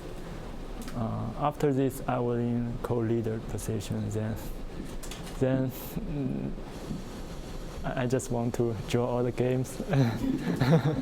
Yes, and at least to tie for first. Then. But then you had to play Magnus Carlsen, making a comeback. That must have been nerve-wracking as well. Magnus has never lost a tiebreak. You were the first person to ever defeat him in a tiebreak. Yes, I know this. He had won 10 out of 10 in more than 10 years. Incredible. I mean, that must give you a great feeling. Yeah, but today I'm much different than yesterday. Since yesterday, I said before, I was really stressed out. Since yesterday I'm playing a tournament, but today I just play a match. Yeah, so I just finished the tournament with a very good results. Then I just went for more, and it's like a bonus. Yeah, I got the main prize, and also I achieved the main aim, and so today I just feel relaxed. Yes, and I enjoy this. Indeed. Game. What do you feel about your fans back in China, your teammates, the Olympic teammates? You led them to the Olympia title this year. Are they cheering right now in China? I don't know. I didn't check the mobile phone. I think I will receive many congratulations. I think you will indeed. Congratulations on a fantastic result. You're the champion. Yeah. Congratulations. And Ding Liren, our congratulations as well. It was a fantastic success, a career achievement, and for Chinese chess, also something extra special. Does it make you want to think about World Championship match title and maybe playing Magnus a match for the title one day? Yeah, but first I had to win candidates. That is true. Yeah. Correct. I know when Levon at his best, he plays very good in the close tournament, but in every candidate that he didn't perform well. He played very bad. So you have to avoid that yourself. Still, you must hope one day to become the world champion. Yeah. Yeah. All right. I know it's the humble person you are. Did you have a question, Jen? Yeah, Dungaran, just such a wonderful tiebreak. I think that was the most entertaining tiebreak I've ever called. You played so fantastically. Would you say that was your best Blitz game ever? Maybe the third game, during the third Blitz game, actually I was lucky since he flagged. Actually, I didn't see the win. Maybe the final position very hard to win already. I missed the win, I think. And when the arbiter told him that he lost on time, then I was very surprised, since I just focused on the games but not on the clock. Well, and the second game was just absolutely magnificent. Seriously, one that people will remember for a long time. Yeah. Again, our congratulations. Wow, Jennifer, what an entertaining playoff we just witnessed. That was just something amazing. This is how it all winds up as you see the prize monies divided. $82,500 for Ding Liren, and most importantly, the Sinquefield Cup title. Absolutely. He is the 7th Sinquefield Cup champion, the 6th ever to win it clear. Just a fantastic performance, the best tiebreak I've ever seen. I mean, in terms of those Blitz games in particular. Super high quality, just off the chart, ridiculous. High quality stuff. But let's go through the list of all of the players, beginning with Wesley So. Jennifer. Well, Wesley So tied for last in this tournament. You know, he actually started off very solidly, but with those 2 losses towards the end, he's going to have to recalibrate and try to do well in the last 2 events to qualify for the Grand Chess Tour Finals. Still with very good chances. Exactly. Levon Aronian, almost the exact same scenario. Bad Sinquefield Cup, but he's the St. Louis Rapid and Blitz champion. He'll go home with that title for sure, but really disappointing Levon here, as he was hoping to take home a lot more Grand Chess Tour points. He too is going to have to work to get to London. And Hikaru Nakamura, unfortunately for his fans, our defending Grand Chess Tour champions, is no longer in the race to London, but he will be playing in India and potentially unseating Magnus Carlsen in that event. Exactly, but as he's the number 1 Blitz player. Very disappointing outing for America's U.S. champion. And we've got Maxime Vachier-Lagrave, definitely a disappointment for MVL as well. A tournament that could have been. I mean, all kinds of roller coaster rides for MVL, as he's hoping to get to London, but boy, he's just barely clinging on. It's out of his hands now. He will have to focus on all his other events and just, pray that somehow he does get a ticket to London.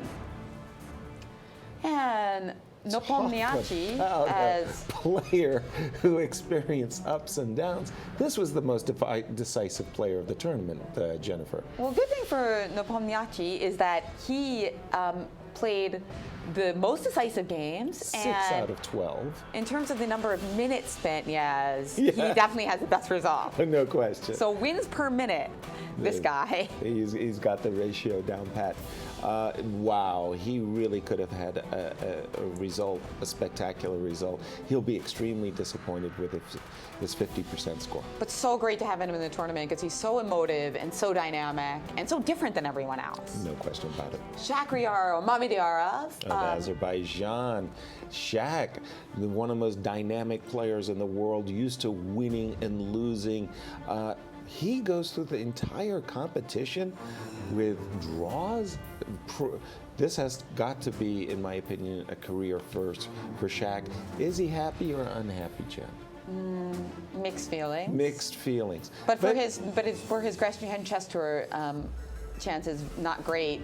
Another player on an even score is Anish Giri, who won that final game against Jan Nepomniachtchi. And we had dinner last night with Anish and a second, Vladimir Chuchalov, and Anish said, it was a struggle. The entire tournament was a struggle. I was behind the 8 ball all the time. The win, he's so happy that he got out of here with 50% score, and he's feeling confident as he's going on to Russia and the World Cup. Fabiano Caruana, no doubt disappointing for him as he was in the hunt for another cup in this tournament, but unfortunately was out of it. The last 2 rounds. And was actually threatening to get a minus score as he was really on the ropes against Sergei Karyakin, managed to draw that game and end with even Steven. And Karyakin, quiet assassin, like kind of creeping up the cross tables in both the Rapid and Blitz and the Sinquefield Cup, saying like, hey, I'm here, but so missed close. A chance, missed a real golden opportunity to get into the playoff as he was winning that 11th game, but only made a draw against Fabiano.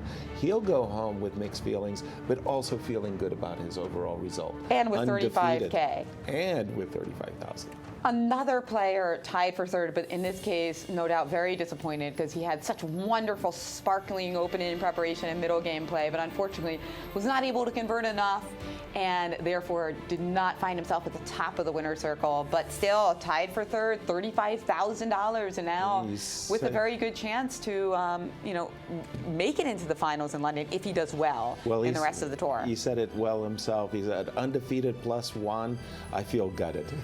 Yes. My technique abandoned me. It wasn't there. I could have had +6 if Magnus had the positions that I got. He said he wasn't a deserving winner. Vichy, undefeated, he's got the biggest Sinquefield non-losing streak in history. Yes. And here we have our runner-up world champion, Magnus Carlsen, has never lost a tiebreak, but today there's a first for everything. Yes, we discovered. And he did lose to an incredibly well-prepared and determined Ding Liren. But Magnus, you got to give him all the credit in the world. He did nothing in the tournament, 9 consecutive draws, winning on demand with white, but then doing this near impossible, winning on demand with black to get himself into a playoff. Tip your hat to Magnus Carlsen, an extraordinary performance. He lit up our final round, and here is our champion. Congratulations to Ding Liren, who takes home $82,500. A great position on the Grand Chess Tour. He's now overall in second, and this prestigious Sinquefield Cup title. He is now the 7th champion and the 6th sole winner. Yes, and what a group he has now joined. Absolutely, his name on the trophy. And here is the GCT standings with the Sinquefield Cup now firmly in the books. Well, Magnus Carlsen and Ding Liren looking fabulous to get to London, but it's all about who's going to get those 3rd and 4th spots, as the fight for them will certainly be ferocious. Big contenders include Vichy Anand, Levon Aronian, and Wesley So, as they all have 2 events left to play. So if they were to do well in 2 events, they would take one of those 3 and 4 spots. But final thoughts on this thrilling month, really, but couple weeks of chess here in St. Louis from Maurice Ashley. Well, who could have imagined when 2 years ago, Ding Liren came to St. Louis and played Magnus Carlsen a rapid and blitz match and was absolutely pasted. There's no other way to put it. Completely crushed. Final score 17-2 in that combined event. He looked disconsolate, dejected, and simply down and out. This guy's never going to challenge Magnus Carlsen in this sphere. 2 years later, he stands atop the St. Louis audience. Everyone saying, amazing, taking down a man who had never, ever lost a tiebreak, 10-0 in tiebreaks. He comes and pulls off one of the great upsets of the ages. And by the way, he also knocks Magnus Carlsen down from number 2 in the world as he himself rises to the number 2 spot in Blitz on the planet. Mere percentage points, actually 3.5 around points behind Hikaru Nakamura. Now we know if he ever plays Magnus in a world championship and they tie, don't think there's a big edge there for Magnus, as Ding Liren also played extremely well in the St. Louis Rapid and Blitz. Simply a deserving champ, to be sure. Amazing chess he played. We will not forget Bishop A8 and Knight E7. I can tell you those moves were spectacular. He said he just played it by hand. He sees amazing moves, of course. He's 2,800. Watch him climb up the rating ladder as well. The 2 weeks were amazing. The first 8 rounds, not so much. But after that, we were thrilled, guys, and I am, as always, pleased to be part of this team. It's so much fun to work with 2 of the best in the business, and can't wait for more trash talking and more chess next week. Gary Kasparov is in town. But we got something coming up in 30 minutes, baby. That's the trash talking I'm talking about. That's the ultimate moves, Jennifer. Well, when he said the best in the business, I thought he was talking about Tom over at Silverback and Them too. No question about it. Eric Mosel, of course, with our graphics. Wow. John, Jesse, Randy, of course, at Spectrum Studios, who you'll see in just a few minutes for Ultimate Moves. We also had David and Paul. We had Varuzhin Akobian giving us all some great opening insights. Jen in the studio, and we also had Rosen, who filled in for VAR briefly. Tammy Hyde. So many names on the list. Kevin and Justin, just incredible directors of photography who always somehow make even us look good. And really, really big thanks to the World Chess Hall of Fame for all of those historical photos that they allowed us to use for the fireside chats, as well as all the people here on staff at the St. Louis Chess Club who constantly make us feel at home. Yes, led by Joy and Tony, and of course there was Rebecca, Beth, and Emily. Tatev, who did all of the social media, as well as the Cup Chronicle. That's right. Easy for me. Leonard as well, making sure Leonard those Otis DGT with all boards. of those beautiful photos for your intros, and Kristen Chirilla and the other commentators and Alejandro, Almira, Miro, Brian, Marcus. There's just so many people that make this event a success. Shout out to Ben, Simon, and Isaac as well for making the Russian commentary so much fun as well. And whoever we forgot, don't worry, we're going to get your name in there because we got Chess 960 coming up. Exactly. And I can't wait. That's going to be starting on September 2nd. But for now, go get lunch and enjoy one of the most fun events that we cover, Ultimate Moves, with the Sinquefield Showdown and one Gary Kasparov joining the action. I got to tell you, with Gary, it is one heck of an event. Ultimate Moves with Gary is just that extra element to make it completely breathtaking, Ass. I get it. And you're on his team. Oh, no. So the pressure's on. No. Don't mess up. I'm running away. We'll see you in just about a half hour for Ultimate Moves.